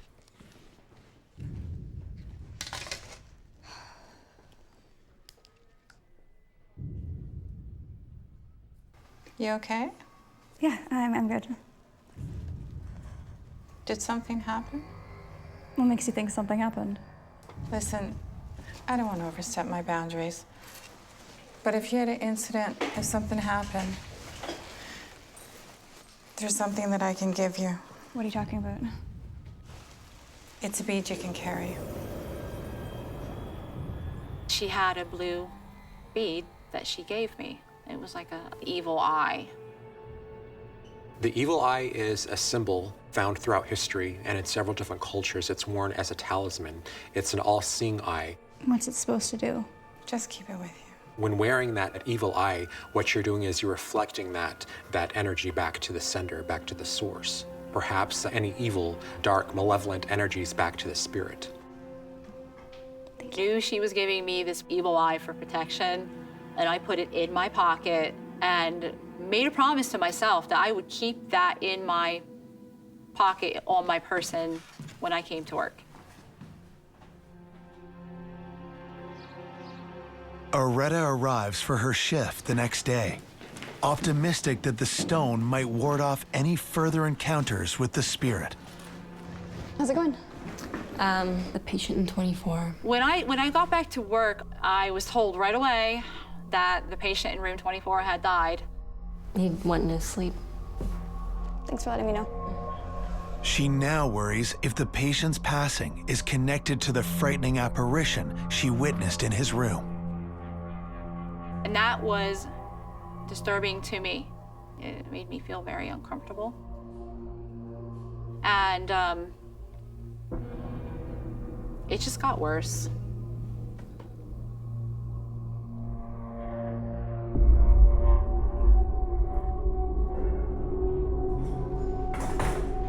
On her rounds a short time later, she discovers a new patient has already moved in to room 24. They fill up very fast. There's a waiting list for small facilities like that, small hospitals. I was passing by and there was this incredible pool. As it did earlier, room 24 seems to call to her. Because of the things that had happened to me, I had to look in room 24.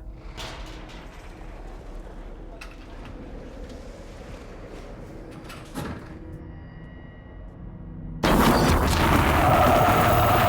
actually looked like it was undulating, like a pixelation almost. It scared the hell out of me. Started to feel an instant paralysis in my total being. Felt it. Protect me. Please protect me. Saying a prayer, she fights against the paralyzing energy and moves forward. God, please protect me. I have to go in. It's my job to go in the room and make sure a patient is safe. Please protect me. God, please protect me.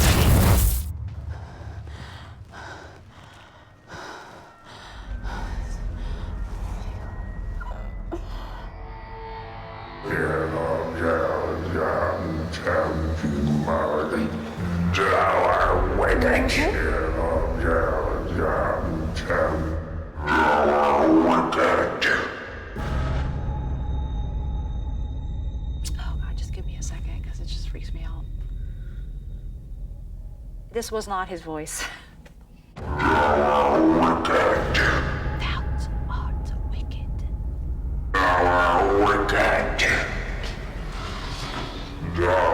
I felt a sickness come through me, and it was like feeling death itself. I did not want to be in there. I did not want to be in the building.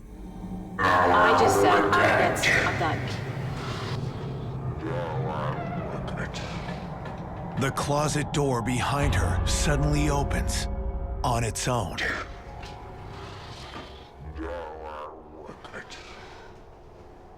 As I was approaching the closet door, I felt like I was going to throw up, literally. It was a feeling of wanting to just vomit everything that was within me.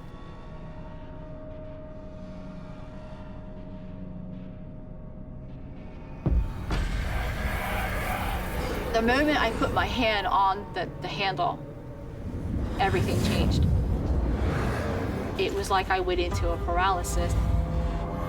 I was observing, but I felt like I couldn't actually move. There was something in it. I can't unsee what I saw, but I can tell you I never want to see it again in my life.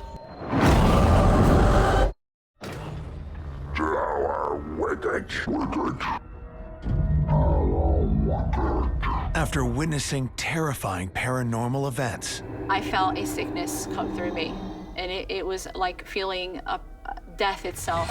nursing assistant Aretta Burkett Actually looked like it was undulating. encounters something that literally paralyzes her.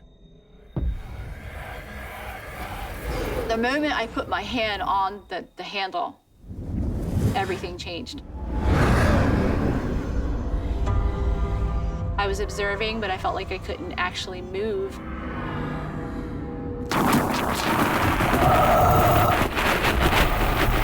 What I saw in the closet, it was beyond perception. It was beyond what I could even explain. And that freaked me out.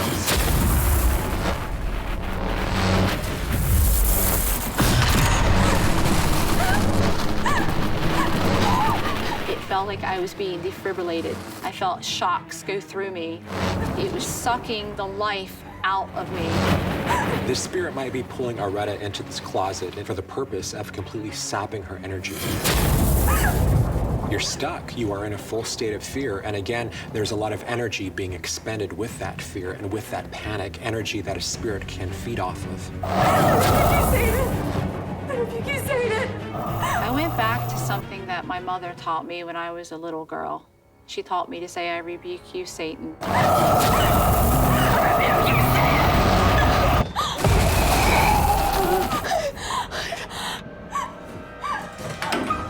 Getting out of the room. And that was it for me. I hauled ass down that hallway. I was finished.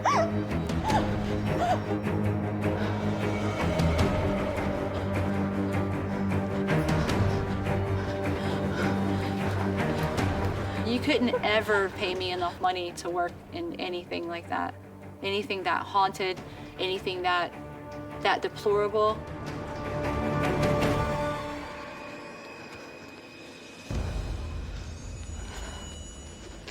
This experience has changed my life in a tremendous, tremendous manner. I no longer am a skeptic of anything paranormal related.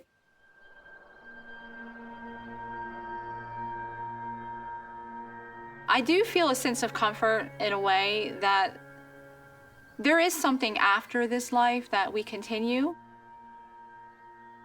but it does scare me. There's no definitive answer. There's no handbook that says after you take your last breath, you're going to a happy place.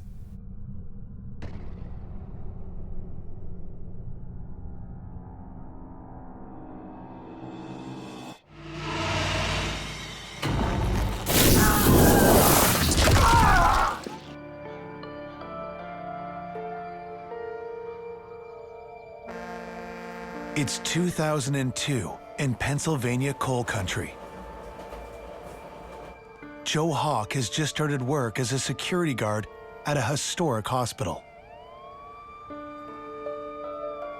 was a police officer for 15 years until I got injured in the line of duty in a training accident. I'm currently retired from the police position, and I worked security for one of the local hospitals.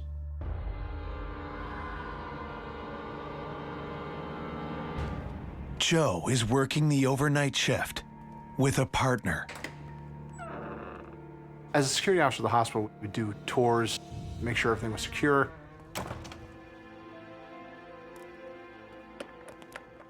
We also were tasked with securing the hospital at night.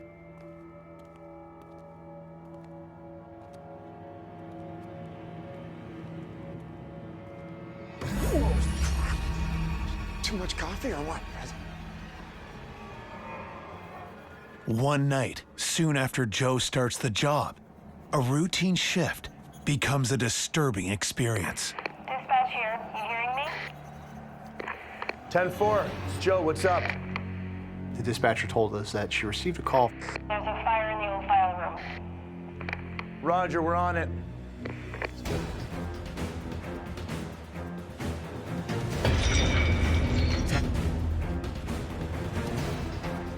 But there's something strange about this report of a fire.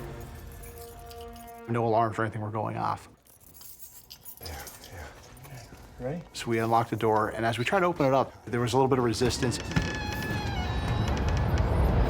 We had to force our way in. The door was kind of almost like if something was up against it.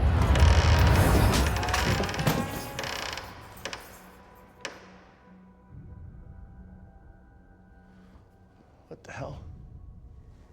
I don't get it. Smell.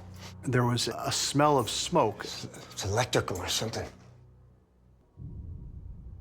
If anybody's familiar with a ballast, it's an electrical thing that actually ignites fluorescent lights. It has a distinct odor. That is what we smelled. We cut the power to it, and there was no further incident as far as that goes. Dispatch, this is Joe.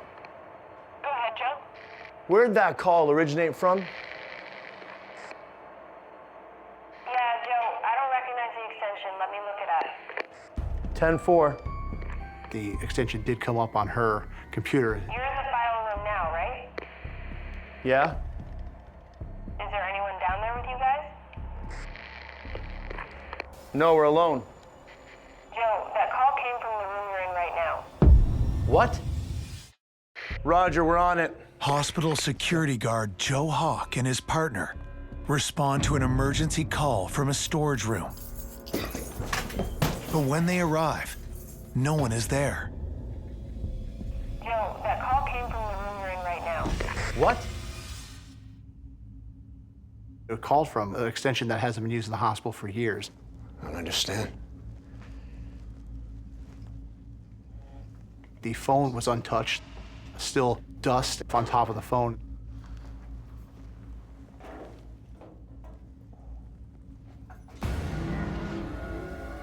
And not just that, the phone was actually unplugged. It wasn't even inside the extension.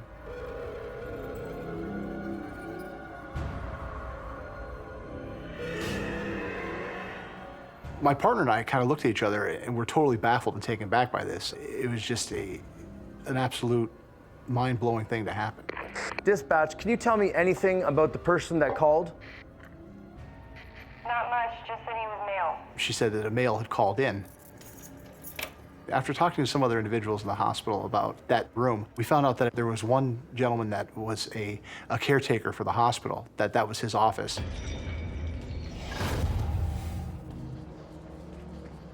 They got a phone call that didn't seem to have any sort of natural origin to it. This phone call may actually have originated from the caretaker. It originated from his office, and it's very possible that it was his way of just continuing to care for the building and the people in it. I thought that was strange, but that was just the beginning. One night I'm working night shift, my partner and I are coming off the elevator. As we turn the corner, there's a seating area. Did you see something? I don't know, man. I thought I seen something. There was an older gentleman sitting there with gray hair, like peppered hair. He had a plaid shirt on. Hello? There should have been no one at the building at that point in time. Hello?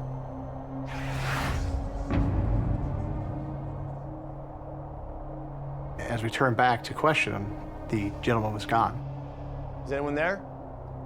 I thought I'd seen something, I swear.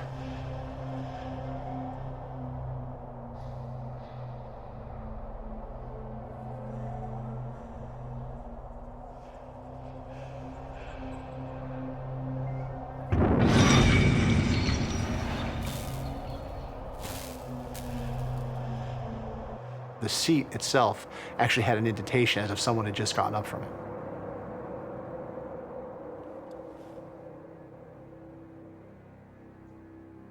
He was there. I mean, he was absolutely, you could make him out, you could see detail on him.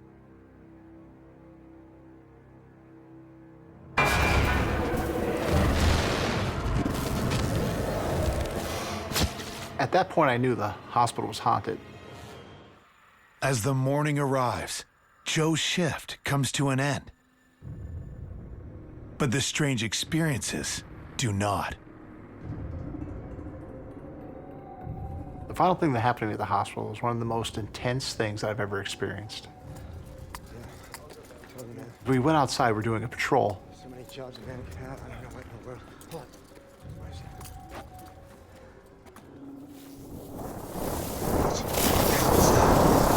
All of a sudden, we saw this mist appear.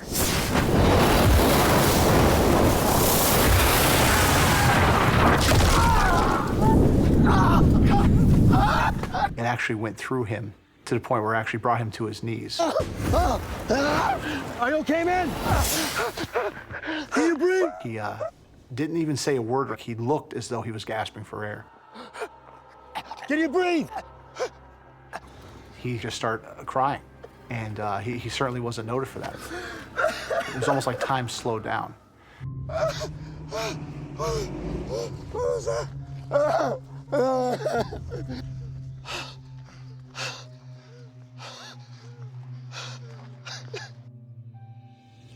Okay, so what was the mist, and why do you think it chose your partner? I'm not sure if it chose him or if that was the path. I think the path that the mist came down was the entrance to the old hospital. The hospital's several hundred years old. This hospital was tasked with the fact of taking care of the coal miners. Sometimes the coal miners would get injured so badly or even die that they would bring them to the hospital.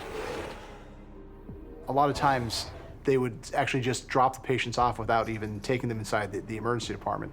So it would actually leave the bodies or the patients outside the doors and just kind of leave them because time was money.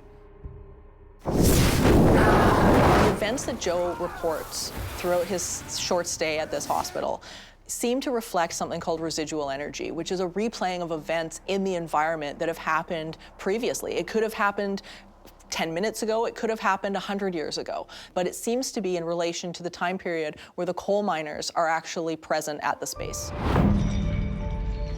You look at the history of the hospital, and over the hundreds of years that it's been there, coal miners were brought there, whether they had died there, whether they were brought there that they'd already passed.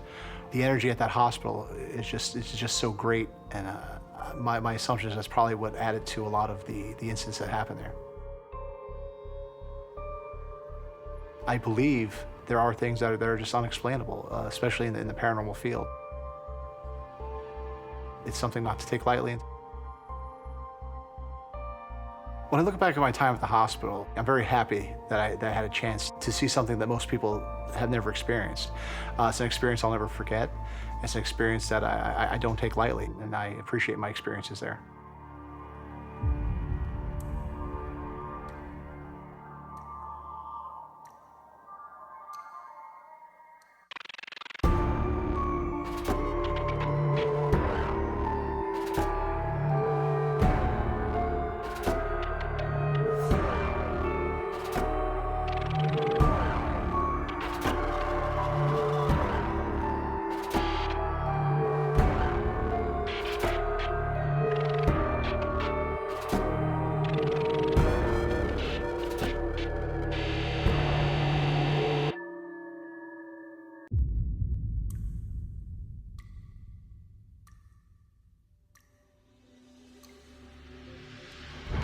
There was something up there, and I could feel it was evil. I fell forward. Excuse me, why did you push me? Then he went through the door. Help me. When I realized what I was seeing wasn't human, the hair in the back of my neck stood up. I'm saying, nope, this isn't happening. I'm not seeing it. I was afraid. Is this thing gonna get more aggressive? Is it gonna start doing something physical? This guy wasn't human. My heart was pounding. I was sweaty. I was terrified.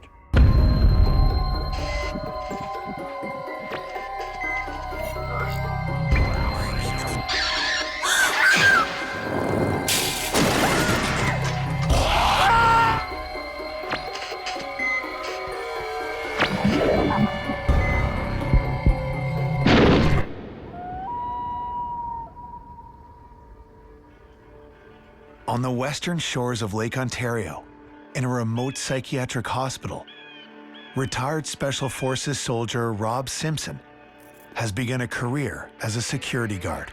I was a member of the Canadian Armed Forces, Special Service Force, seen a lot of action, was wounded on several occasions, including gunshot wounds, knife wounds from hand-to-hand combat. They no longer needed me because I was injured. I couldn't do my work, so I became a civilian. Rob's military training makes him ideal for potentially difficult patients. You had your handful. You'll have people with depression, schizophrenia. We have criminally insane. You had to patrol every floor. You had to secure that building and ensure nobody was in there. You could get creeped out in a hurry.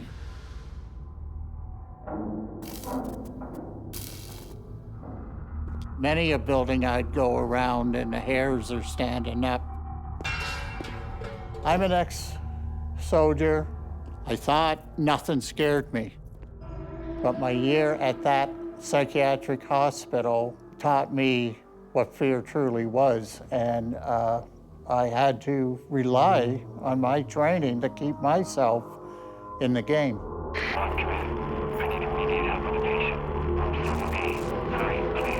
On my way. Rob responds to a call to back up a fellow officer. Make him stop! Go! Oh, make The nature of these people was they could turn violent fast. Quiet down! Oh, I can't take it. Just tie his arms down. Okay, come here. And you're not dealing with the strength of one, you're dealing with the strength of 10. It is very hard to control these people once they go into a rage. It's been going on for days. What's he talking about? It won't stop. Up there! Can't you hear him? You keep saying that there are noises in the attic. What noises? That's so damn I don't know. Those noises, right now. Get that guy. Get Relax. Those I can't relax. Calm down.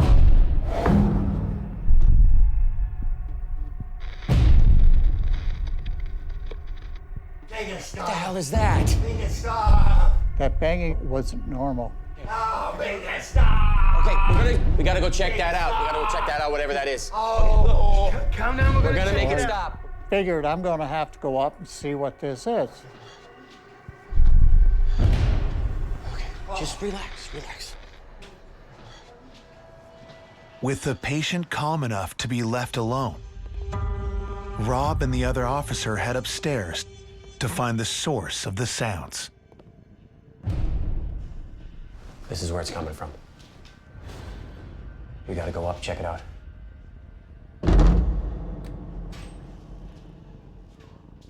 Rob enters the dark stairwell leading to the hospital attic.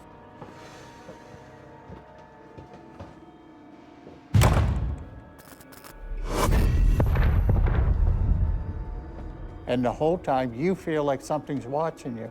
And you're on guard, you're on alert, you're like, what is going to happen? What is happening here? This feeling, you're not alone. You'd see something out of the corner of your eye, but you couldn't quite make out what it was.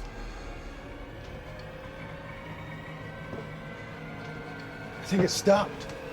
Yeah, I don't hear it now. As I'm coming up the stairs, and I can see the floor and then the attic door. Look at this. It's been torn clear apart. On the floor is a broken padlock. It's ripped right out of the door. There was an attic door, and no one would be given access to it. It was an empty storage space. I don't like the look of this. Rob is now on high alert for an intruder. Check it out. I approached the door. I slowly opened it.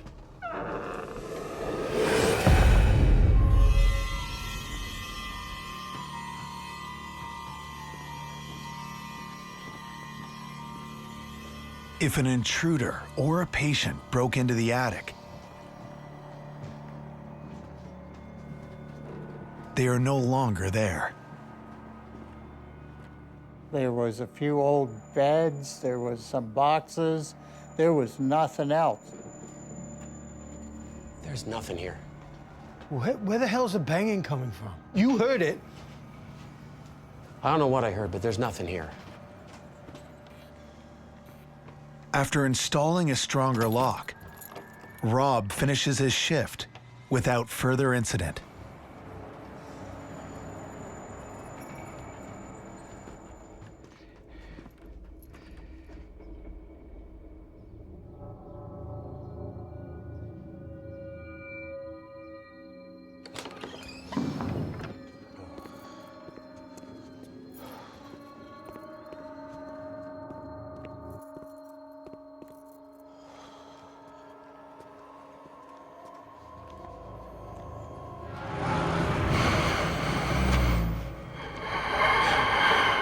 I could feel eyes on me. It's a sense I developed in the military overseas. You knew when somebody was looking at you.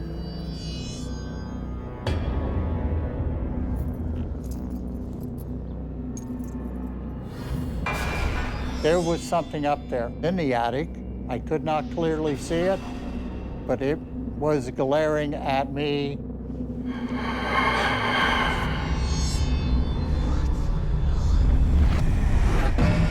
And I could feel it was evil. What the hell is that? Security guard Rob Simpson investigates strange noises from the unused attic of a remote psychiatric hospital.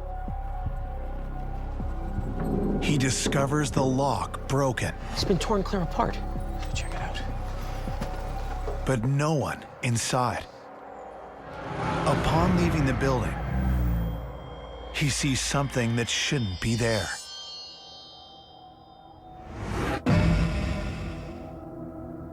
Something in the attic. So I don't know what it was. And I could feel it was evil. Rob's background is in the military and he saw active service. This brings with it the type of training which makes you pay attention. That's how soldiers stay alive. They notice things that are out of the ordinary that others may not. It can mean the difference between life and death for them.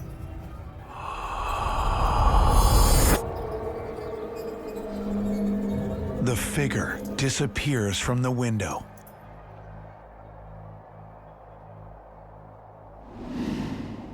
That took my breath away because I'm like, what was that?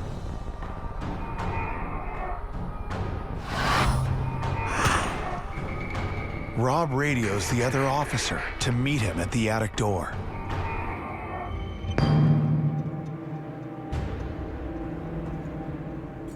I found a lock on the floor, totally useless. It's broke. Who's doing this? What's going on? It was scary. Every nerve in my body was saying, get out. It's bad in here. Check it out. Fully expecting the person to still be in the attic, the officers move in quickly.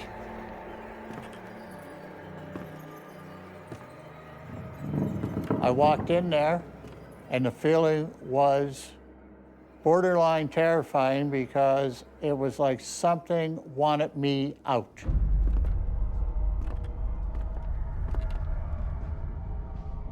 It was a heavy presence, like something was towering over you and pressing on you. I can't even see any rodents or anything like that. There's nothing. So I don't know.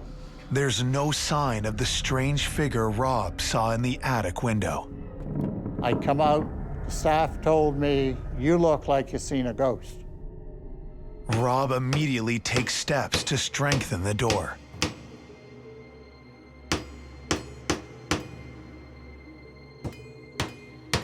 The maintenance man nailed the door shut with 8-inch spikes. This is extremely disturbing. The fact that something might be powerful enough to actually break steel implies it might be capable of something far more harmful if it was directed against Rob or the patients he was watching over. For 3 nights, all is quiet. I can't take much more of this. Jeez. Until the patient below the attic begins hearing noises again. Was this thing tormenting that patient? They would get pounding at night on the door. So something didn't like the fact it could not get out that door. You ready for this?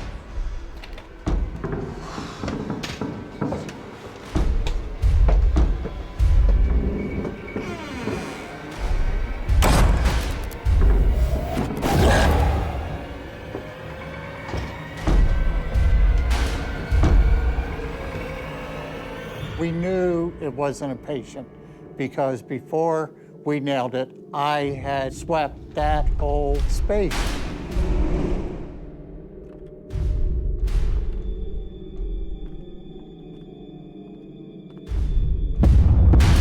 That banging on the door wasn't normal.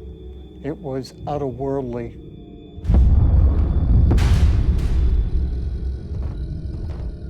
I am not pulling those spikes. I don't get paid enough for this. You could feel the pangs through the door. I knew it was a haunting. I knew there was something there.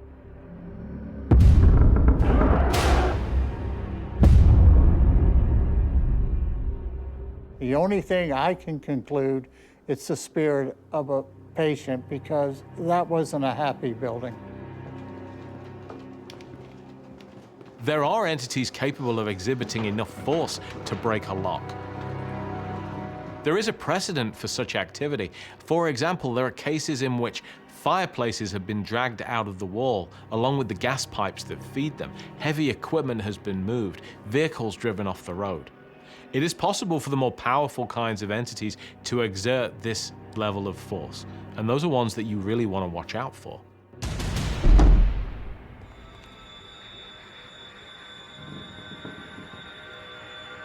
Next thing that happened to me was scary, very scary, because I thought I was in for the fight of my life.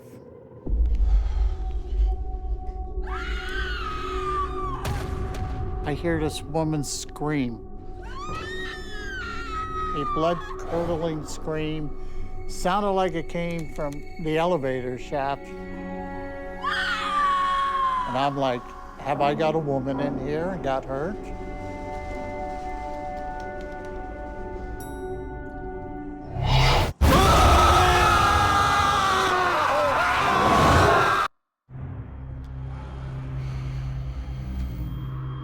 After seeing a figure in the attic window of the psychiatric hospital,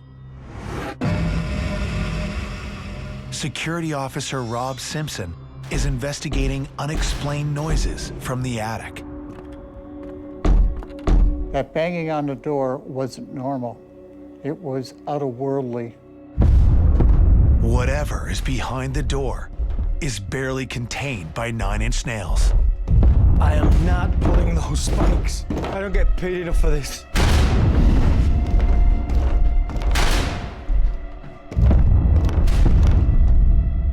I knew it was a haunting.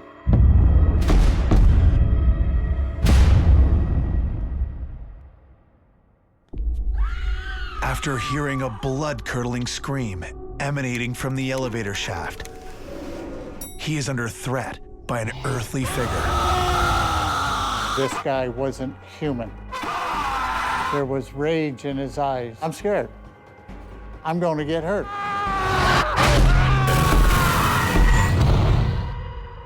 Poof, he's gone.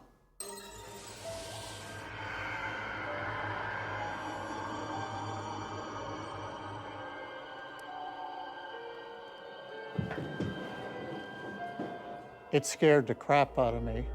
I was terrified. It's emotional for you. Oh yeah, I didn't think it would be.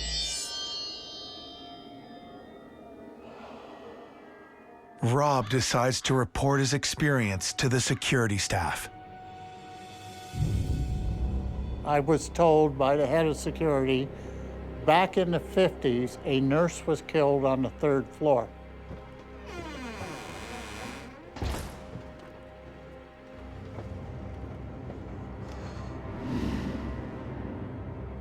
Who killed her? There was a patient. This male patient attacked her one night. The details are pretty gory, but he drug her up, tied a rope around her neck, tied it to the rail, threw her over the rail.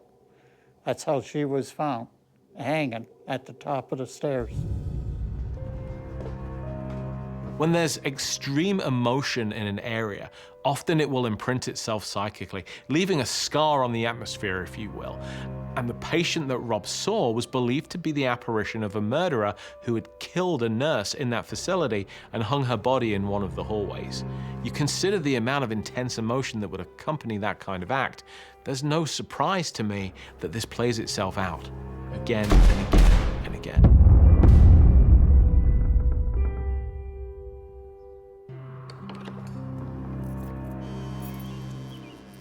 I'd had enough of the danger.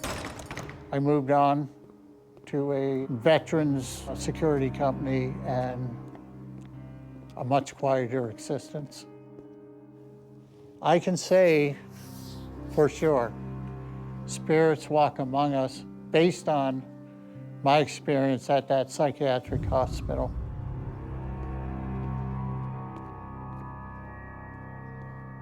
There is darkness, there is evil.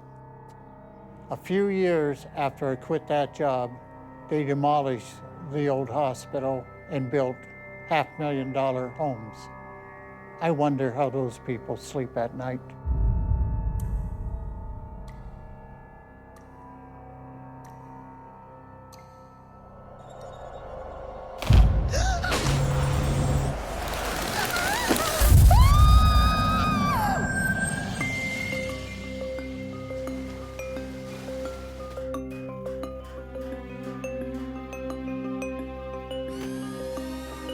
Despite working in a hospital under extensive renovations, Registration Officer Phyllis is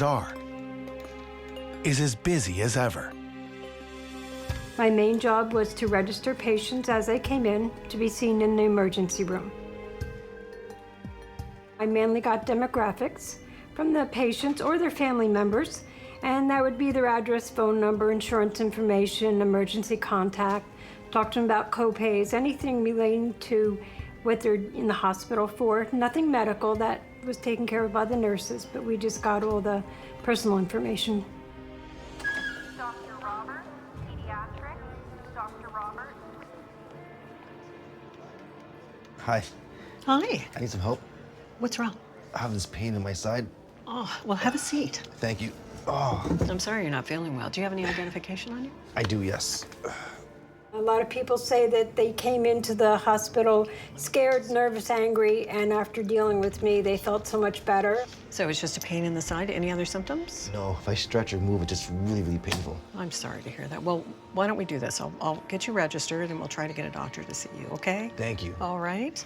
One of the things I really liked was explaining what's going on because they're nervous, they're scared, and they just need someone to comfort them. There you go. If you Thank just you. have a seat over there, we'll get you out of here in no time. Thank you. Here you go. Thank you. It was about 3 o'clock. There was a young man who was sitting in the lobby waiting to be seen. Everything seemed nice and calm.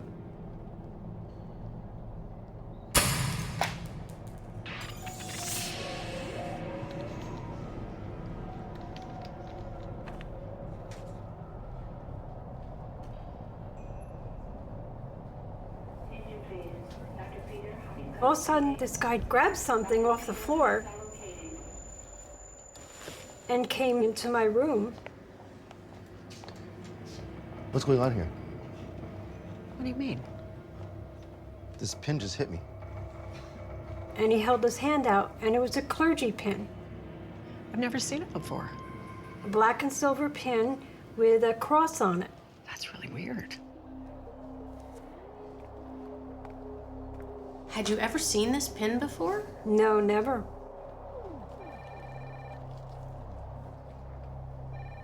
But evidence seems to suggest otherwise.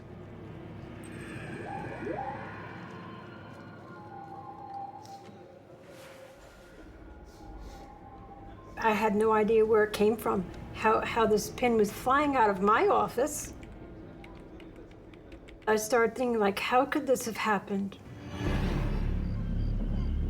As her shift continues, Phyllis prepares to go on her dinner break, which takes her through an empty part of the hospital. Every night, we would have to punch out in a time clock for supper, and I would take this one route, and I would go right past the operating area.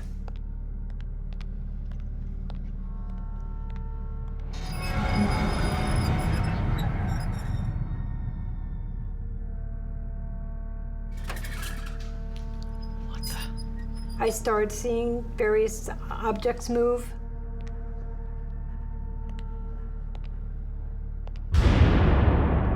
Doors would slam. It just seemed like activity was almost every night.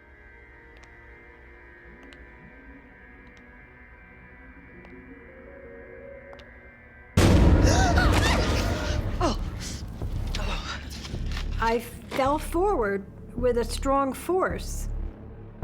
What the hell? I really feel like I was pushed or tripped. What?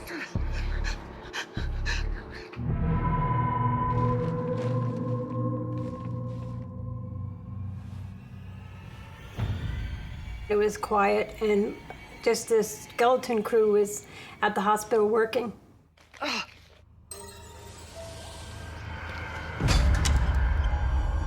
But it seems she's not entirely alone.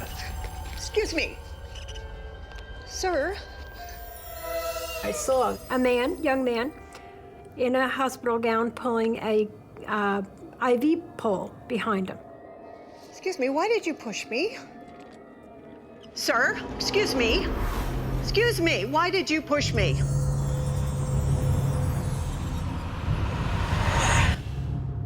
Then he went through the door.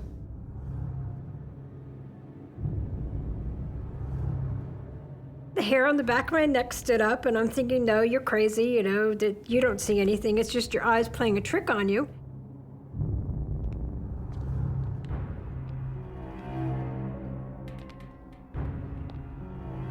She heads for the room the figure would have passed into. There was a room that we would put family members in when their loved one was passing. It was a nice, quiet room.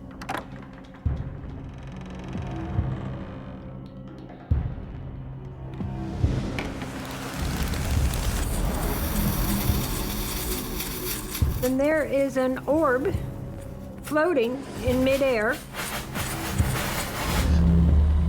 Very slowly, it floated toward me. was terrifying.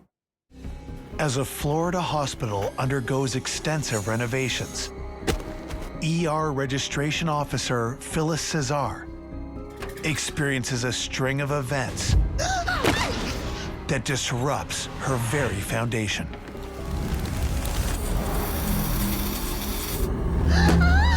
My heart was racing, my mind was going a mile a minute, trying to logically explain what was going on.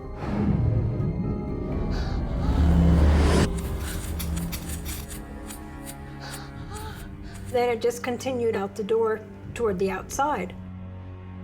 I was in so much shock. What the heck just happened?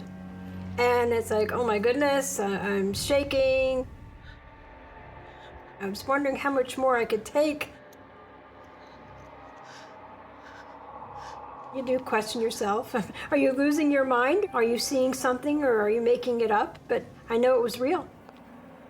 Hospitals are places of great human emotion. And oftentimes when we have a place of human emotion where people are both very happy, very upset, then you get haunting phenomenon going on. It's very closely related to human emotion and the spectrum of emotion that we project into the environment. Despite being shaken to her core, Phyllis has to regroup. She still has patients to attend to. It started making me nervous, and I'm thinking, oh no, I have to go past this area every night to punch out for dinner, and I don't know how long I'm going to be able to handle this. The next night, Phyllis once again goes on her mandatory break. I'm really glad you came with me today because I've been seeing a lot of really strange things going on here. But this time, she asks the security guard to escort her to the punch clock, although she hasn't given him all the details. We're walking down the hallway, and he goes on ahead, making sure nobody's up there.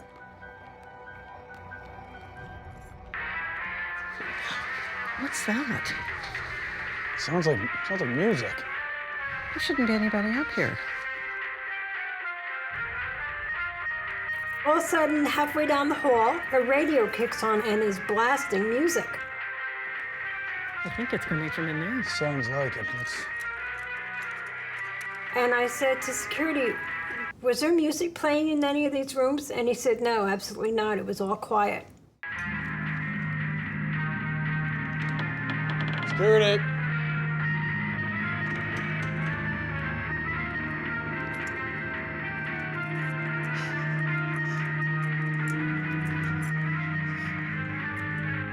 What's that? Somebody's coming from OR6. We went into the room. Security! Hello? Anybody in here?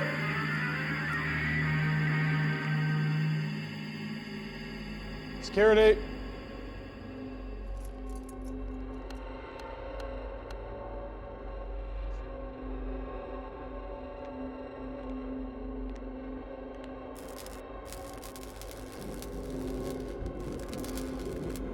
What the hell's going on?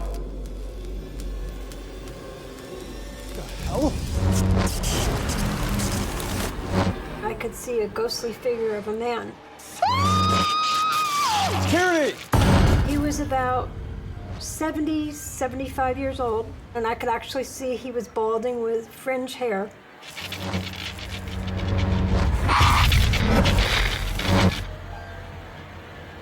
But I know it wasn't human.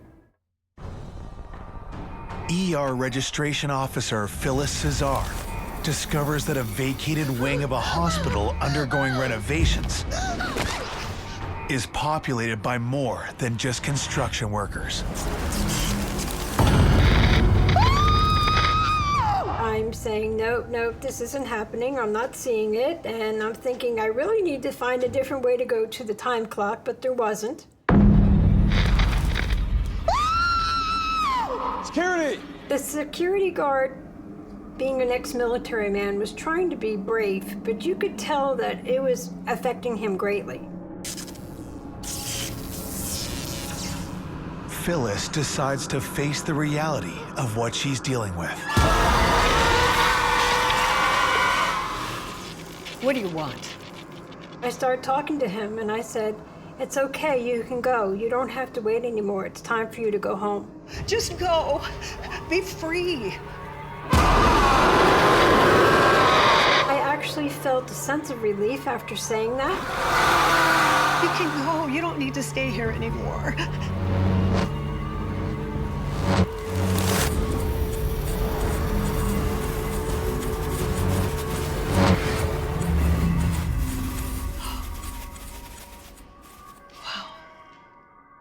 It just floated right by and went out the door. The security guard was trying to shake it all off like it wasn't happening. Should I go follow it? No need. But he couldn't discount seeing things that he can't logically explain. People forget that these entities and these intelligences, all of this non-physical energy, is very much receptive to us as people. We often think that we need somebody special, like a medium or something like that, in order to communicate with them, but ultimately, they read our energy. Maybe we don't talk about that to others. Not a bad idea.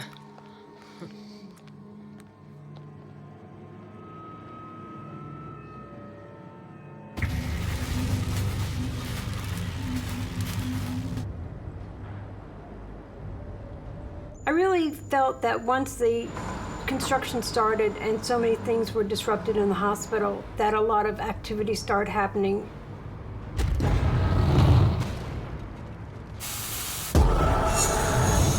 It's almost like they were being disturbed and they wanted to let people know that they were there.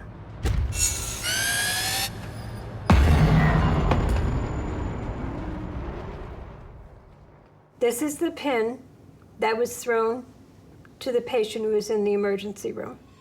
People have often reported that when a building is under construction or renovation, that certain energies or vibrations might be triggered or get released into that space. And it's unclear as to exactly how this seems to work, but PK energy or psychokinetic energy can sometimes start to activate as these renovations are happening.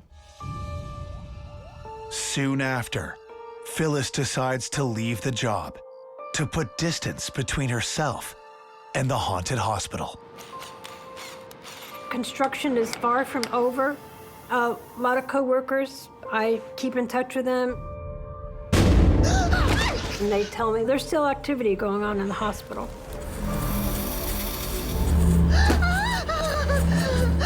I'm relieved that I'm not experiencing all the things that I did when I was there. What the hell's going on? You can go. You don't need to stay here anymore. I definitely feel like it helped me to connect with the spirit world and to be more accepting. Even though many times I was scared, confused, and not a willing participant, it really has changed and made me who I am today.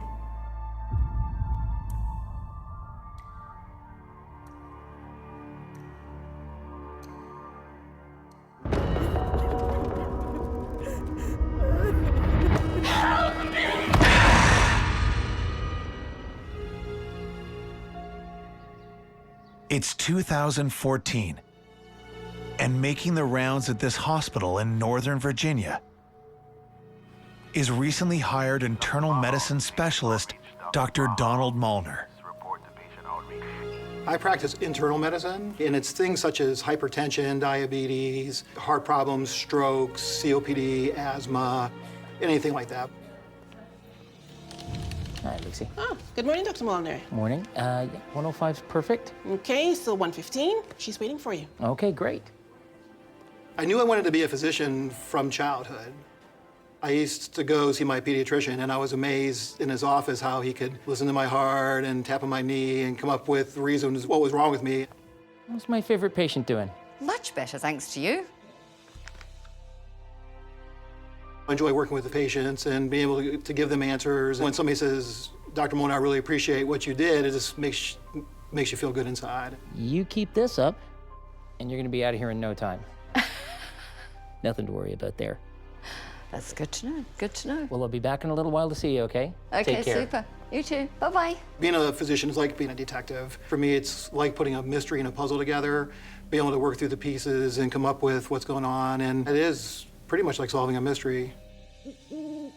But Dr. Molnar is about to experience a mystery for which no amount of medical training could ever prepare him. One afternoon, I was walking down the hallway, and we have a drink room where you can get soda. Was walking by the room, and out of the corner of my eye, I saw a lady. She had long brown hair, and she looks like she doesn't belong there.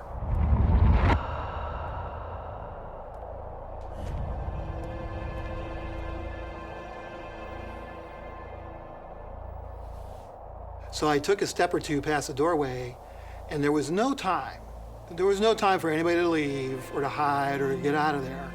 And I stepped back because I'm like, wait a minute, what did I just see? And there's no way I just saw a lady standing in here and now she's not here.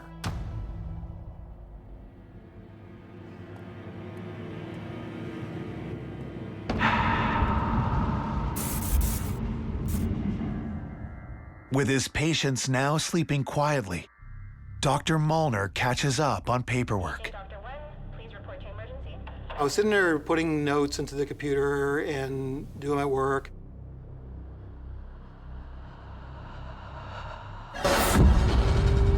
Help me. Help me. And all of a sudden I heard a lady's voice say, help. Help me.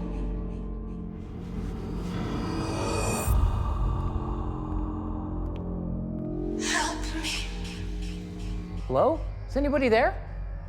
I look around and there's nobody there. Now, you know, sound travels and all that, but this definitely sounded like a lady's voice. There wasn't a person there that could have said help. Hello? Is anybody there? Help me.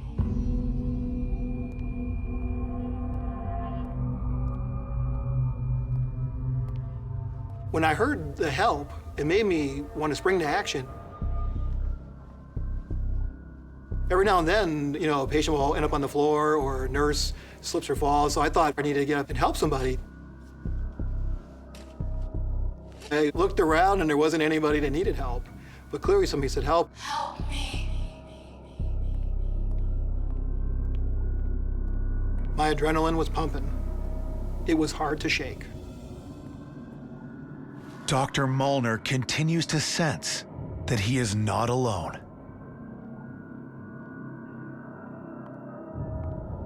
It felt like something was watching me.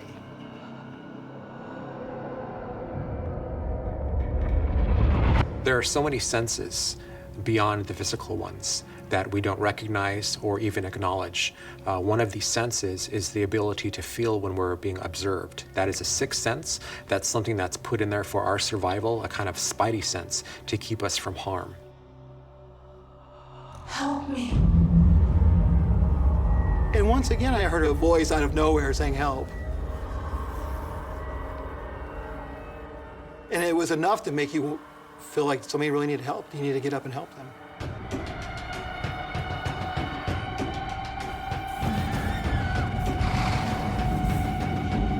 I look and there's a shadow, a grayish, blackish shadow. It was looking right at me.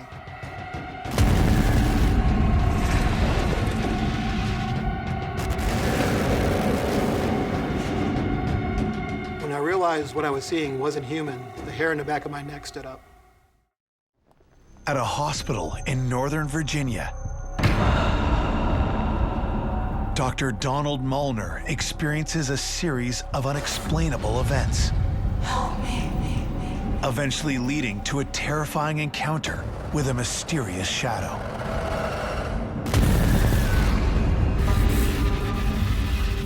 I was shocked. You could kind of see a head to it and maybe some shoulders, just standing there looking at me. And then it just darted. So this thing was like there, then boom, it's just gone. But I could see it go. I could see it run away. Hello? I was shocked. I really questioned that I had seen what I saw. What is going on in this hospital? Because this is insane. And it seemed to be focused around me to some degree. The following morning, Dr. Molnar turns to a trusted colleague for answers. My job, we weed out all the possible explanations for patients. But in this situation, I couldn't explain it. Lucy, hi. I was talking to one of my docs who works there with me. Listen, I'm gonna ask you this. Have you seen anything strange that you can't explain? Dawn. She's like, Don. You know this hospital is haunted, right? This hospital is haunted. I'm like, what? I'm like, what makes you think that? Now, I hadn't told her my experience. Yeah, don't you know about the lands it's been built on? It's been built on plantation property. The hospital is located in an interesting part of town. There was a lot of plantations. There was a lot of slaves. So she started telling me, I hear all these noises. Every now and then the bathroom light comes on by itself. There's often a lot of paranormal activity in areas where a number of tragic and dark events have happened. There is a buildup of energy. It becomes supercharged. There are so many stories that need acknowledgement. There are so many spirits who need to find peace. During another grueling night shift, Dr. Molnar finds a moment to catch some much-needed rest in the staff sleeping quarters. So I decided to go to bed, although I was a little bit leery going to bed this night.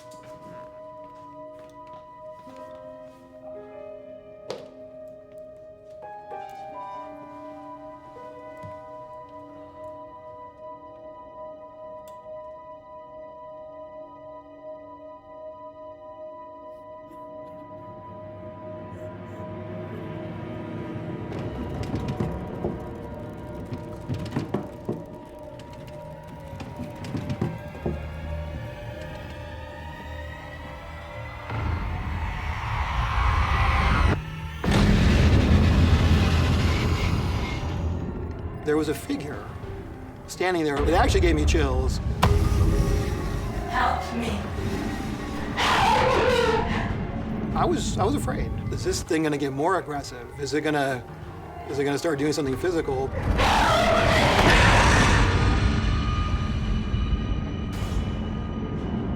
What does this thing want? And what's it after? And what can I do? And what is it? Why?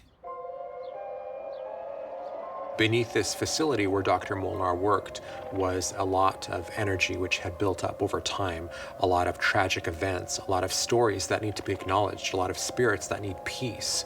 These situations, these sounds, these images replaying themselves over and over like a recording until these spirits can move on and find peace. But the spirits have not moved on. Dr. Molnar and the other staff Help me. continue to experience strange phenomena. This hospital continues to be haunted, and it seems like the activity is increasing every day to the point of where you get a little nervous to go into work. In fact, my one doctor friend says she doesn't even want to sleep in that office anymore. It's frightening, especially when something is really trying to get your attention and something that doesn't scientifically make sense or medically make sense. For you to have that experience goes against everything you've learned as a physician and a scientist to say, this doesn't make any sense, but this stuff is happening.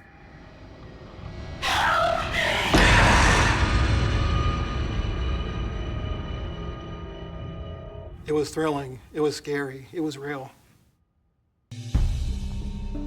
My experience at the hospital has definitely changed the way I look at what happens to us after we die. There are ghosts and there are afterlife, and that things are trying to get your attention from beyond.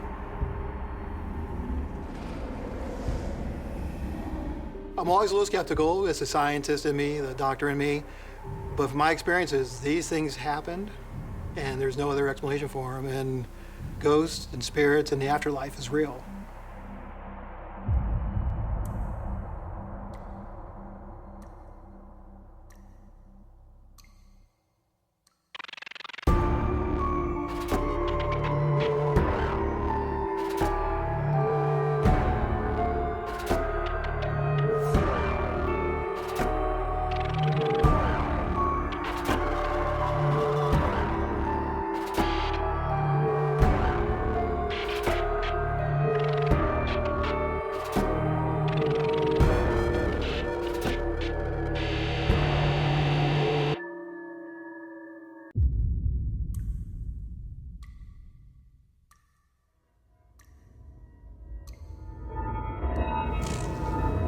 The very first time I sensed something was wrong, it was the lights.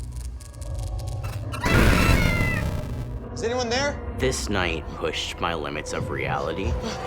I saw a black mass. This thing was standing over top of her. Can't you see her? She's holding your hand. I just wondered what is going on. I saw papers shooting out from printers. And then all of a sudden, it jumped over the side. I felt like I was in the middle of a scary movie that I didn't want to see. You're not gonna scare me anymore.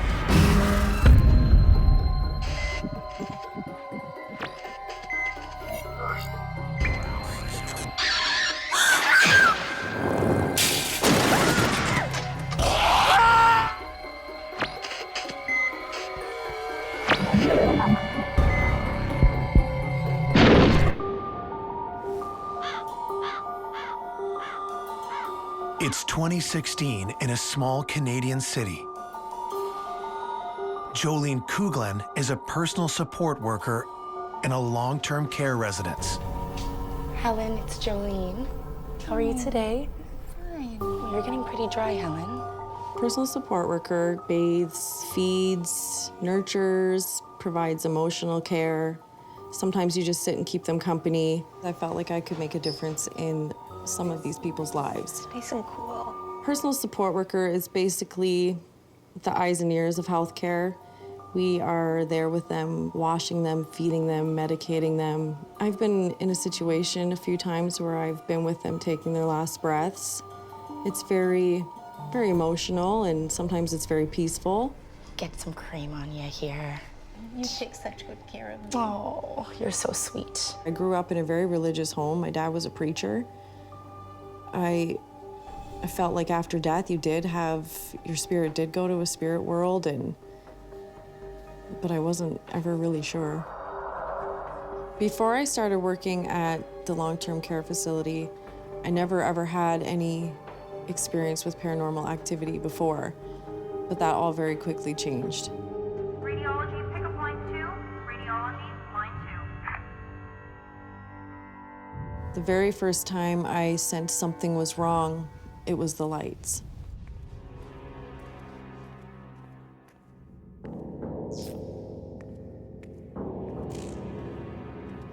I was at the end of a long corridor, and all the lights just started going on and off down the whole hallway.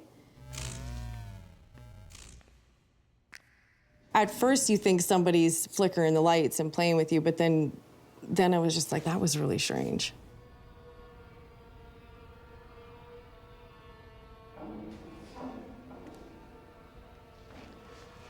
Hello? Everybody was supposed to be in bed. It was quiet. There was nobody walking around. I was the only one there.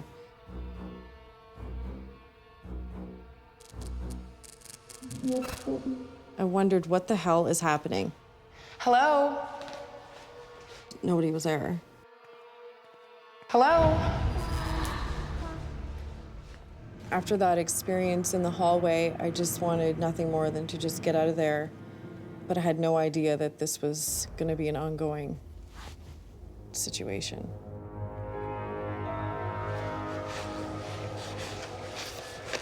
Hey, Jamal. Do you guys ever have any issues with the lights? First time I heard any rumors of anything going on in this facility was when I approached the nurse about what had happened with the lights. I was just in the corridor, and all the lights turned out, just all the way down the hallway. And then they told me, well, didn't you know this building was haunted? I said, no. What? I had no idea.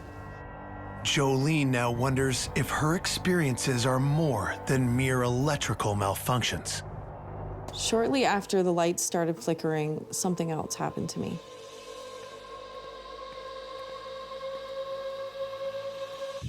What do you want?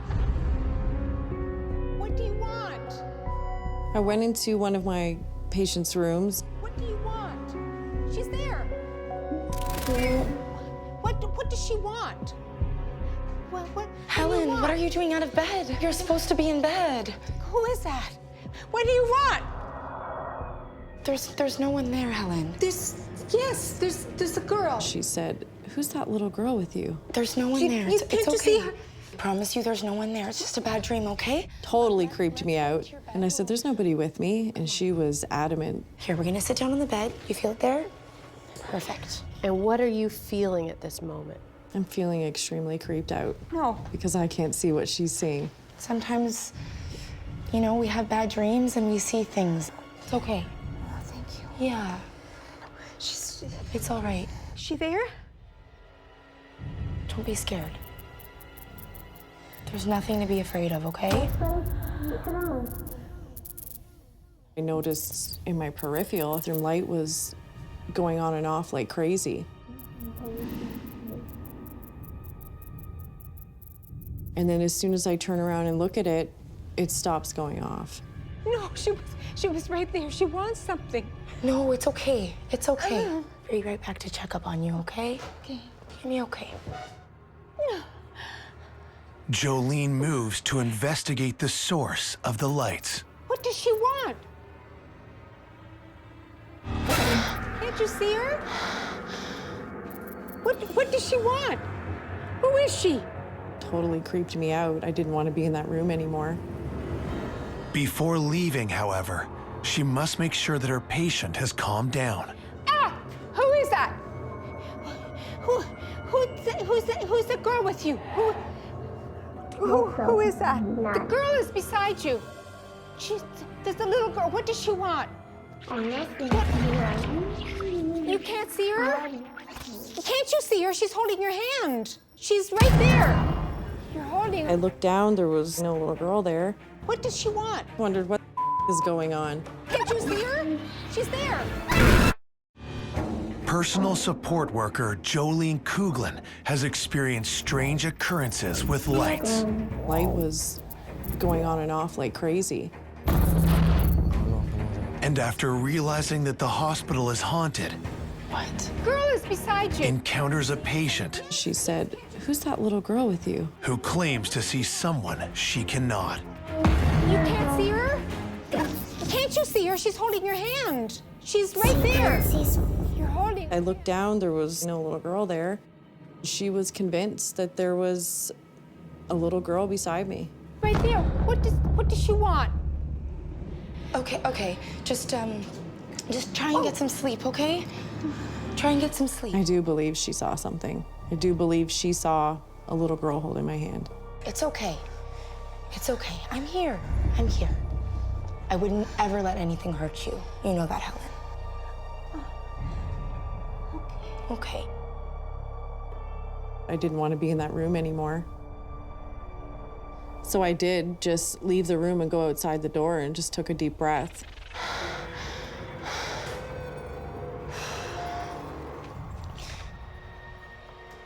When was the next time you saw Helen? I didn't see Helen after that. Helen had passed away, and it was very sudden too, because she was healthy. Really? Yeah, it was very shocking to actually a lot of us.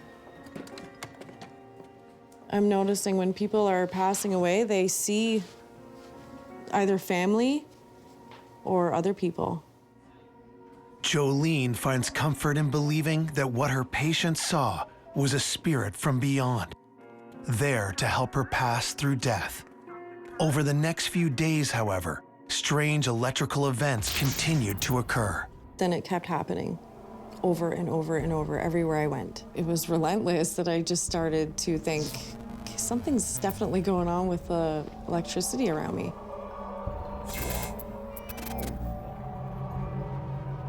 So it was almost like I was being warned to pay attention or something.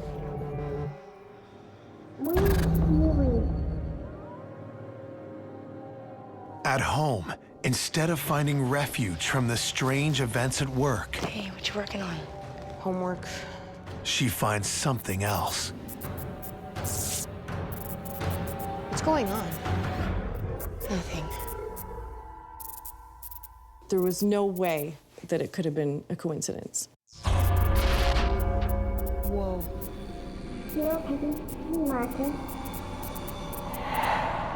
All the things that were happening to me were all signs that a spirit or somebody or something was trying to connect with me.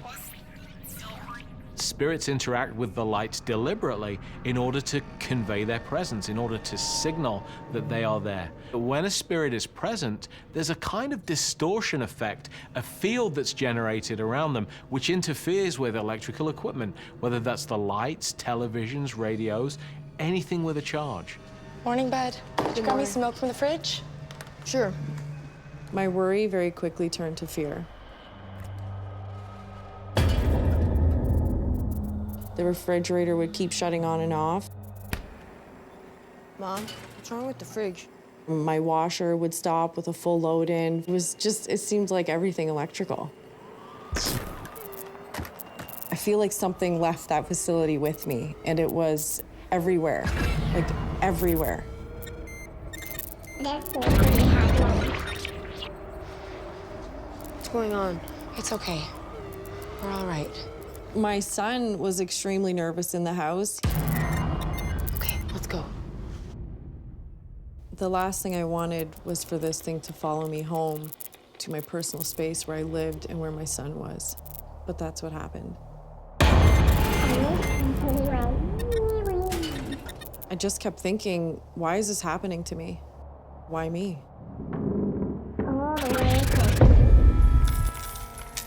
I started noticing dimes going up the stairs and down the stairs. There would be a dime just laying right in the open for you to see. They would be in the basement, and I would think they fell out of laundry. Outside my front door, there would be dimes. And I didn't even know that this was a way of spirits contacting you until I had Googled online of things that would happen if spirits are trying to reach you. There has long been a connection between the spirit world and coins. And it's been theorized that this is because of the ancient tradition of placing coins on the eyes of the dead in order to pay the ferryman to take you across the River Styx to the land of the dead. I was very overwhelmed, I was confused, I was scared, I was every emotion you can imagine. I just felt so helpless and like trapped almost. You don't know what it means, but you know it's something. Back at work, that elusive something continues to leave signs of its presence. Back at work, I started noticing the dimes just laying right in the open for you to see.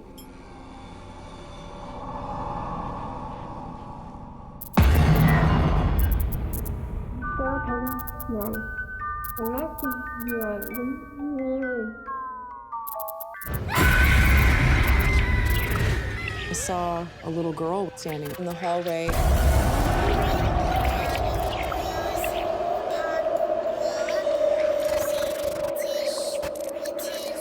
It was a moment of complete shock. Like, holy, what is happening? Who is this little girl?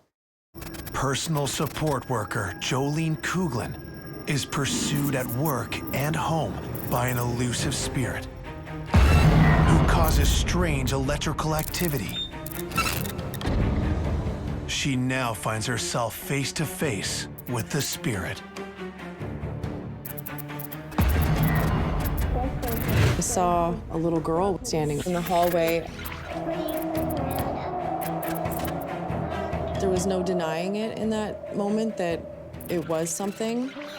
And then it became very overwhelming because you don't know, is it a good spirit, is it a bad spirit, but it's definitely a spirit. She has her very own psychic stalker.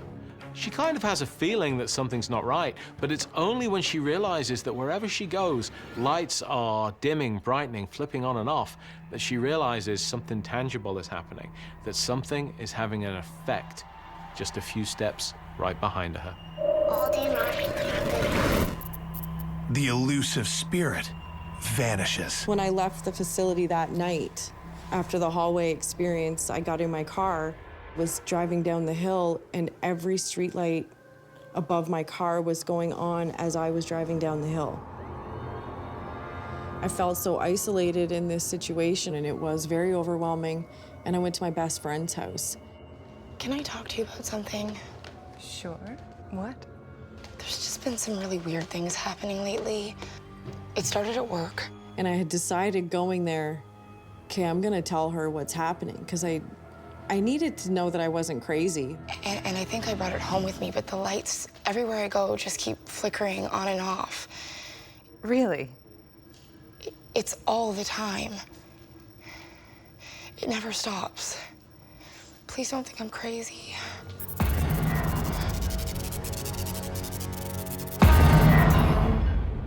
Oh my God. You brought it here with you? She was very concerned. She was very freaked out. I'm so sorry. I have to go. I'm sorry.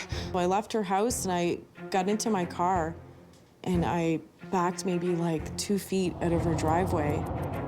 And the neighbors' lights outside of their garage were just going crazy, flickering. The street light was kind of like the grand finale of just something like, listen, I'm here, pay attention.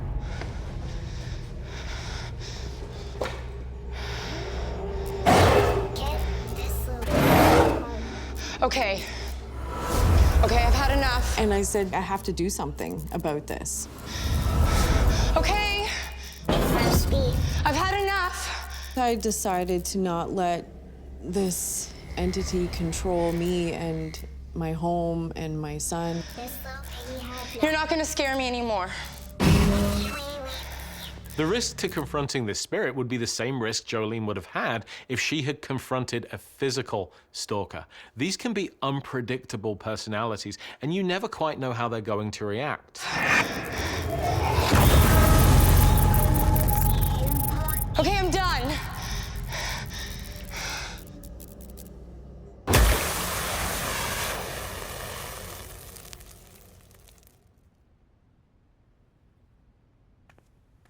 She set her boundaries and let the spirit know in no uncertain terms this was her home and that it was not welcome there.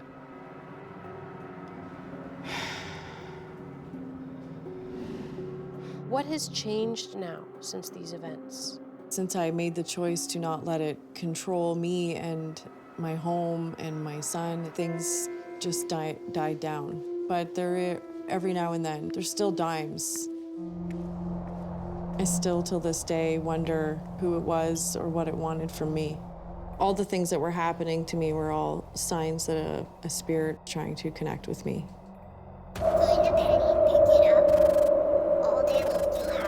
I think sometimes after you pass on, I think some spirits stay with you because they're not ready to pass over.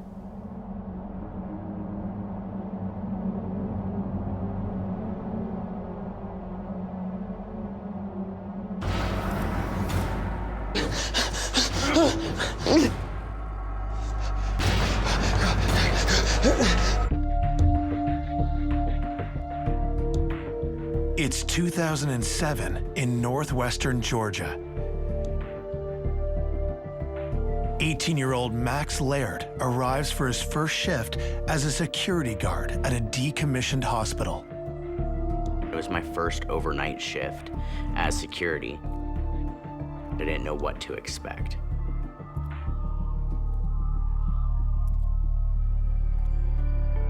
Okay, Max, you're gonna walk around every couple hours, 2-3 hours, just to make sure everything's okay? When I got there, I was instructed of what my duties were for the night. Elevator's locked down on 3 and 4. Okay. These keys will get you into every room. And if you have a problem, just give me a call. Great, sounds good. Okay, good luck. Yeah, thank Have you. a good night. Yeah, you too. My shift was between the hours of 5 p.m. and 7 a.m. I was supposed to investigate different parts of the hospital itself, and there were floors that are completely locked off that we weren't allowed to go on. I locked the door behind him.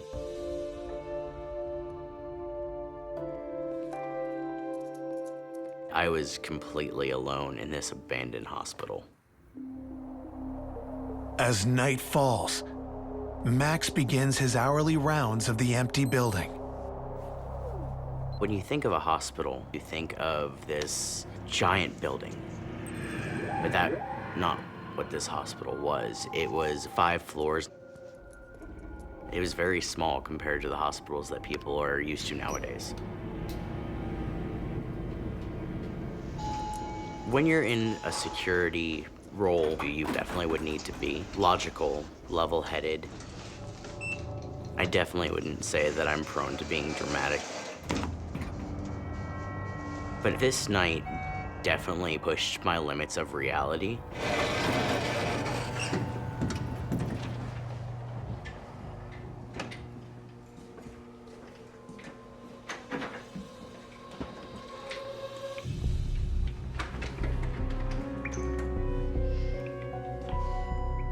I could hear water dripping.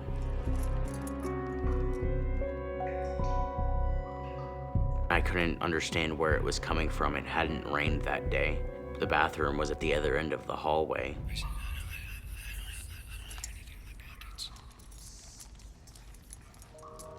That I was hearing whispering. Hello? Who's there? Security? It did sound like a couple people. I knew that it was behind me, but then the next second I hear it coming from the other direction. I just couldn't figure out where it was coming from. Is anyone there?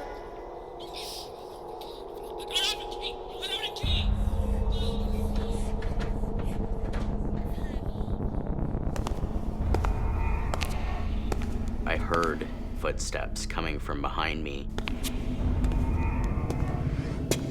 There's supposed to be nobody here.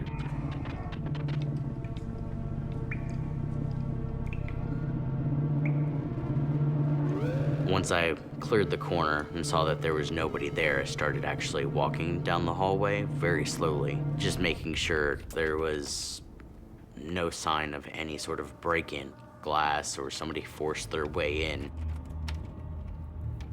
All of the doors that were supposed to be locked were still locked. Did I hear it in the first place? Am I imagining it?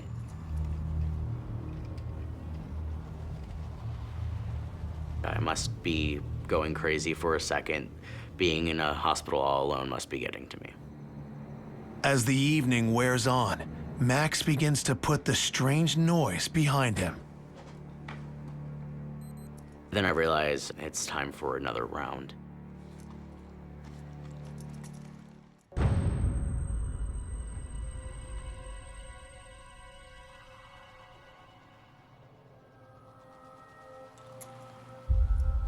And I come across this open door.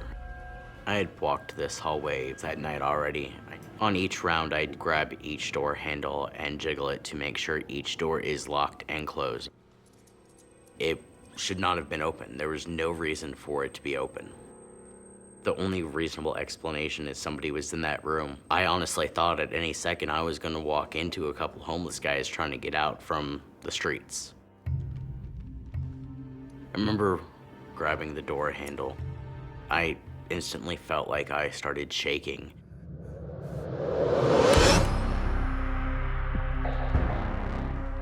There was nothing. Hello?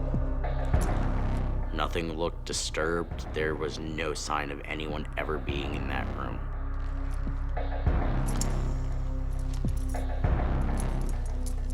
Is anyone here? But the door was open. I am totally freaked out. I tried calling my supervisor. Hi, you've reached Jim Nestor. He didn't answer. While I needed to get a hold of him, I still needed to finish my routine. And I hit the 5th floor button. Hi, you've reached Jim Nestor. When going up to the 5th floor, the elevator would just pass by the 3rd and 4th. The 4th floor was medical billing, and the 3rd floor was the psych ward. Both of those floors were locked off. Even if you wanted to, you couldn't get onto these floors.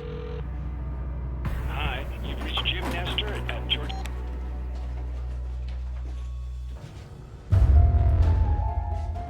remember looking back into the elevator, and I was on the 3rd floor. I am not on the right floor. I was completely dumbfounded. The floor was locked. I couldn't have gotten onto that floor if I tried. My trainer made that exact joke, but here I was standing in the middle of this psych ward that nobody was supposed to be on. Nobody had the keys except for the building owner.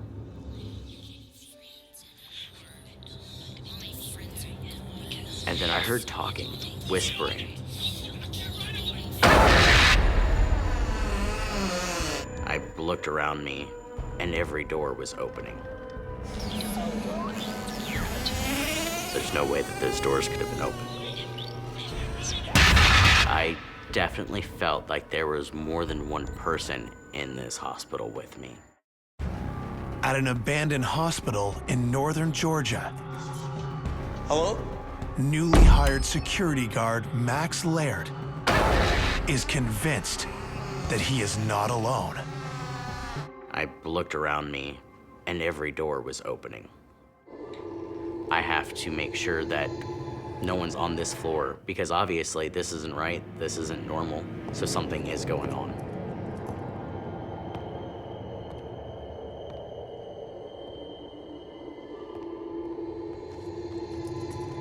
I never even considered the thought that it could be anything supernatural or paranormal.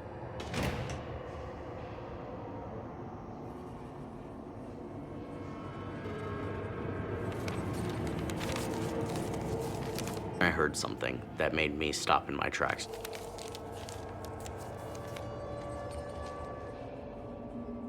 It literally sounded like papers being sorted through or flipped through, like if you had a book and you were just flipping, trying to find the right page. But this must have been a really big book. I finally got to the door the sound seemed to be coming from.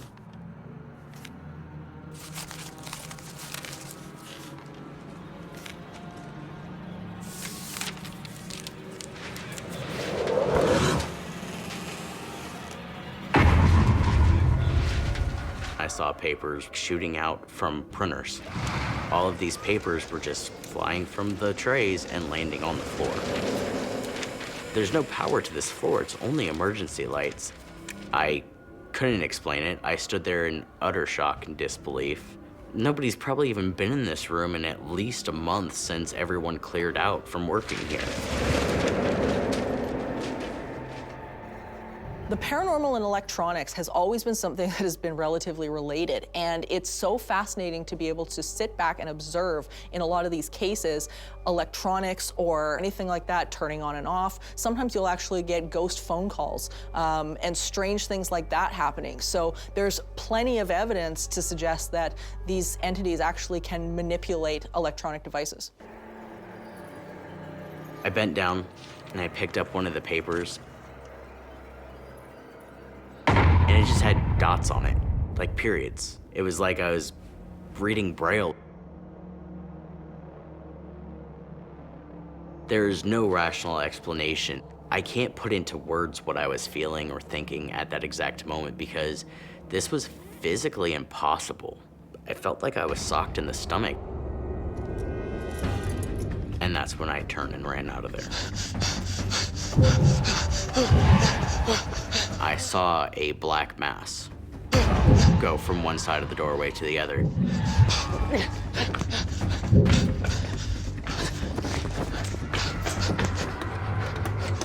I didn't stop to look because I saw the figure and I had to get out of there.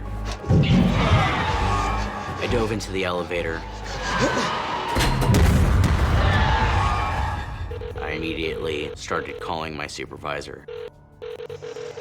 I had no cell service whatsoever. I finally did get a hold of my supervisor. It's just hitting the fan. I have no idea what is happening. What's hitting the fan? What are you talking about? Doors are opening, there's noises. I don't know what is happening. Do you hear yourself explaining to him? I definitely know I sounded crazy in that moment. He said, "What are you smoking?" No, I'm fine. I'm not on drugs. Everything is fine. There's just weird shit shit happening in this hospital. He said to me, it's impossible to stop being paranoid and letting my imagination get the best of me. You only have a couple hours left. Man up, deal with it. Man up. Yeah. Deal with it. Okay, sure. Write it up for me in a report. I had to finish. I needed the job. It's the only job I had. I needed to pay rent. I had to pay for food and gas and everything else. I couldn't just quit the only job that I have.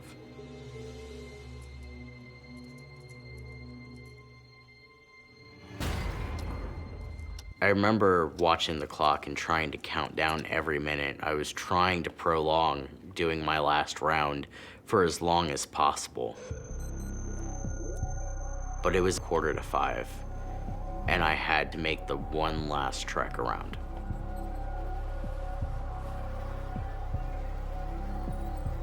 When it comes to being alone in general, most people find it uneasy.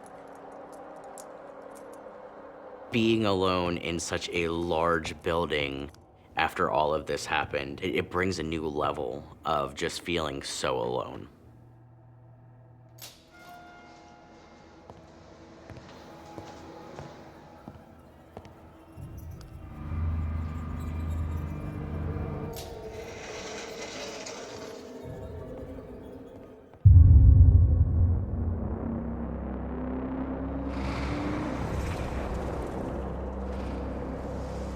Yet again, I was stuck on a floor I wasn't supposed to be on. I was more than unnerved or scared.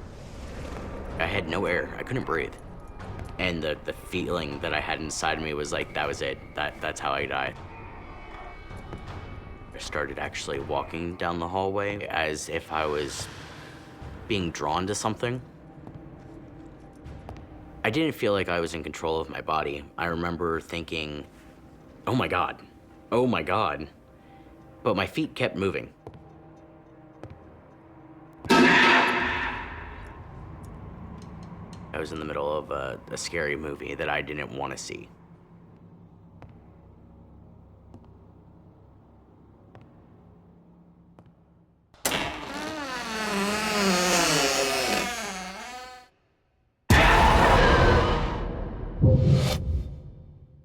And then I heard this loud crack.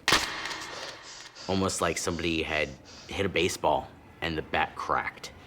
It was so loud I could actually feel the echoes down the hallway with me. It literally made me jump out of my skin.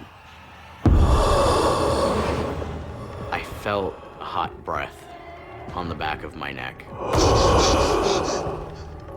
It was the scariest sound I've ever heard in my life. During his first shift as a security guard at an abandoned hospital, Max Laird is confronted by a menacing presence. I felt hot breath on the back of my neck. It was the scariest sound I've ever heard in my life.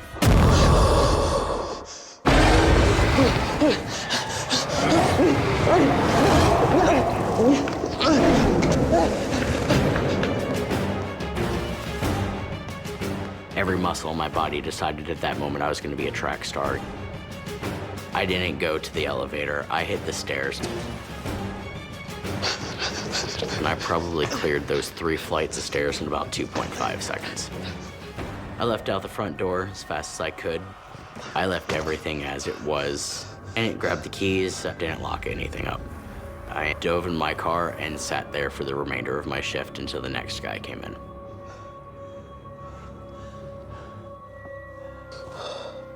There was no way I was ever stepping foot back in that hospital, ever.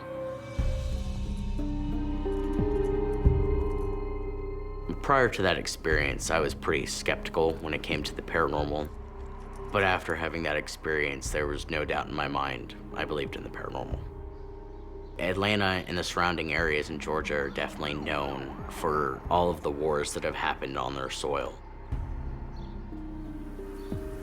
That site actually used to have a military hospital on it. It wasn't the exact building, but it was the same ground, the same soil. I believe that there was a lot of energy that had just combined and accumulated over the years. So it creates a layering effect that there's this tragedy with blood and this tragedy on blood, and it keeps getting higher and higher with all the things that are happening. This experience changed my way of thinking entirely. I've never experienced anything so terrifying.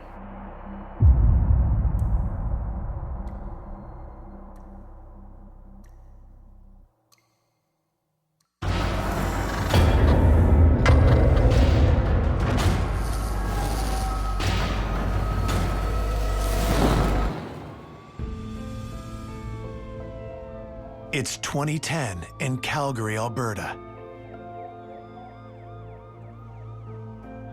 Oncology nurse Joshua Smith is working at a large city hospital. Hey, how you feeling? You okay?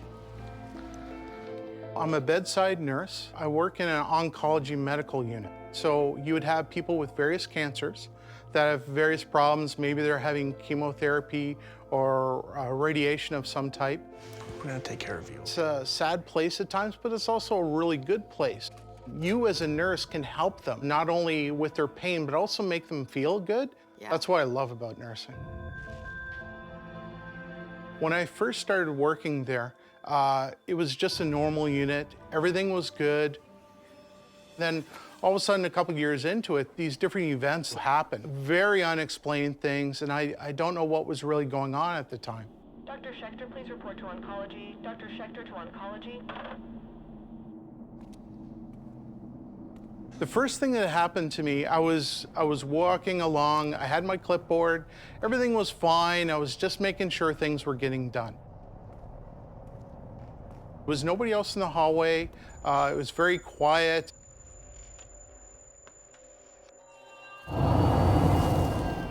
Then all of a sudden, towards my left side, I just saw something float by. And I was like, what the heck is this? I didn't know what I was seeing. It was slow, sparkly thing just floating along. And then it went towards the door. It went through the door. I still can't believe it did it. Like, it went through like it was nothing there. All the hair on the back of my neck stood up.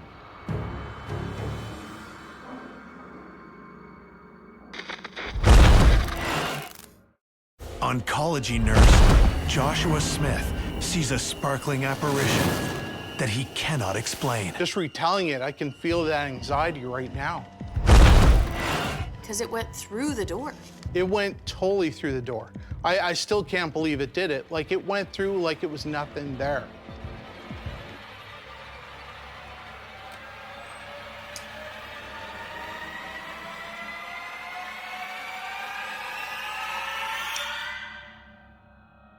And nothing was there.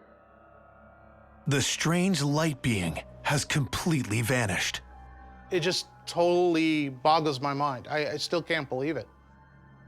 It was very disturbing to me when I first saw it.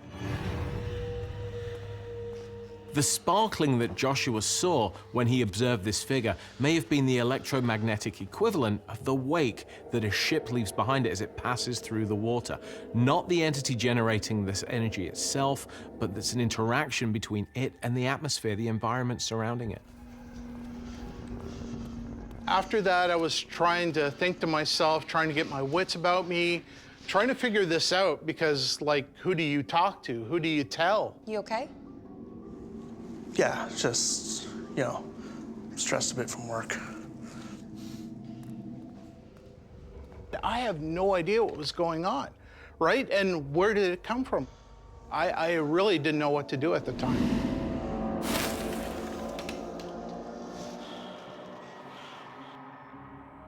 A few minutes later, Joshua's strange experiences continue. I went to see a patient on one side of the facility. She was expected to pass away soon. We wanted to make her comfortable.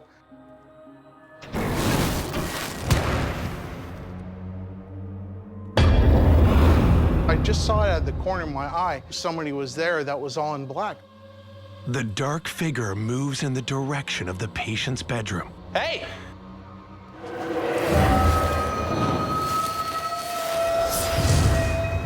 And I actually quickly ran in there. Hey! Hey!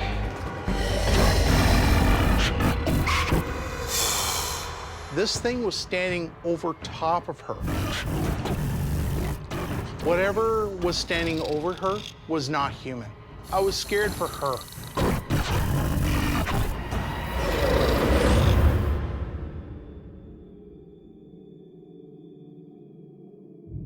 I couldn't get it through my mind that something was there but wasn't.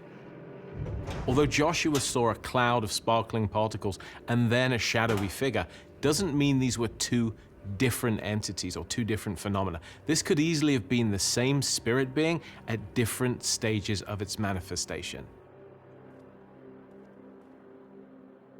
She was there comfortable. Medically, she's stable, but she did pass away after a couple of days. Now I know that there's something going on. There's 2 incidents now that I've actually had. Were you scared? What? I was scared. I didn't know if I was going insane. I truly thought I was starting to lose it. I thought maybe all these years I've been working on the unit has actually done something towards me that maybe it's time to leave the profession. That's what I was thinking at the time.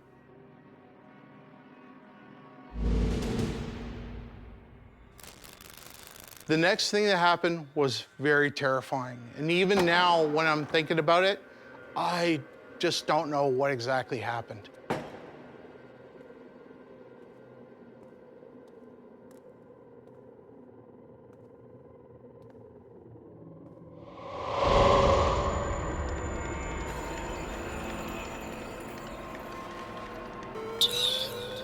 I saw this woman.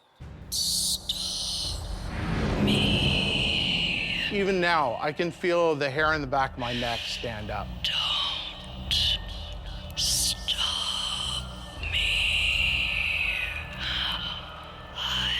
The waves of her voice was coming towards me. Nothing left. I have no one. I'm so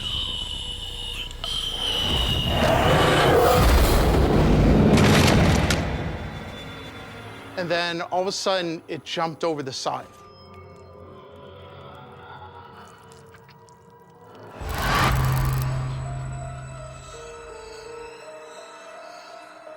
She was not there. Nothing was there. She disappeared. She disappeared. It was one of the most intense, scariest moments of my life. When you have an event like that in any type of trauma, you're trying to play it through your mind, but it doesn't make any sense. Don't know what it was. I don't understand what's happening. I actually talked to another nurse that actually works on the unit as well. As I was talking to her, telling her about what I've seen, There, and then the body disappeared? she started looking a lot more stressed out about this. I have to tell you something. And she said, actually, I know somebody that was security there. And she said there was an incident a week earlier. He said that earlier this week, the exact same thing happened. There was a woman and she tried to kill herself. What? Are you serious? The exact same way you described it. She was totally in shock that I knew what had actually happened. What I witnessed was something that only a few people actually saw. I don't understand. As I realized at that moment that I actually witnessed a paranormal event, that I actually saw a ghost or something like that repeating itself, going through the motions of what happened a week earlier. Oh my God. This is a classic example of a residual haunting. It's a type of natural film, if you will. It's no more real than the faces on your TV right now. It's a recording. These types of recording can actually be seen hundreds of years after the actual incident took place, depending upon how much energy went into imprinting it. The more violent the experience was, the more traumatic an incident we're dealing with, the stronger and deeper an imprint it will leave. I still can't believe that actually happened to me. One strange event you can write off, but a second, third, it's hard to really write off. I realized that this hospital is haunted.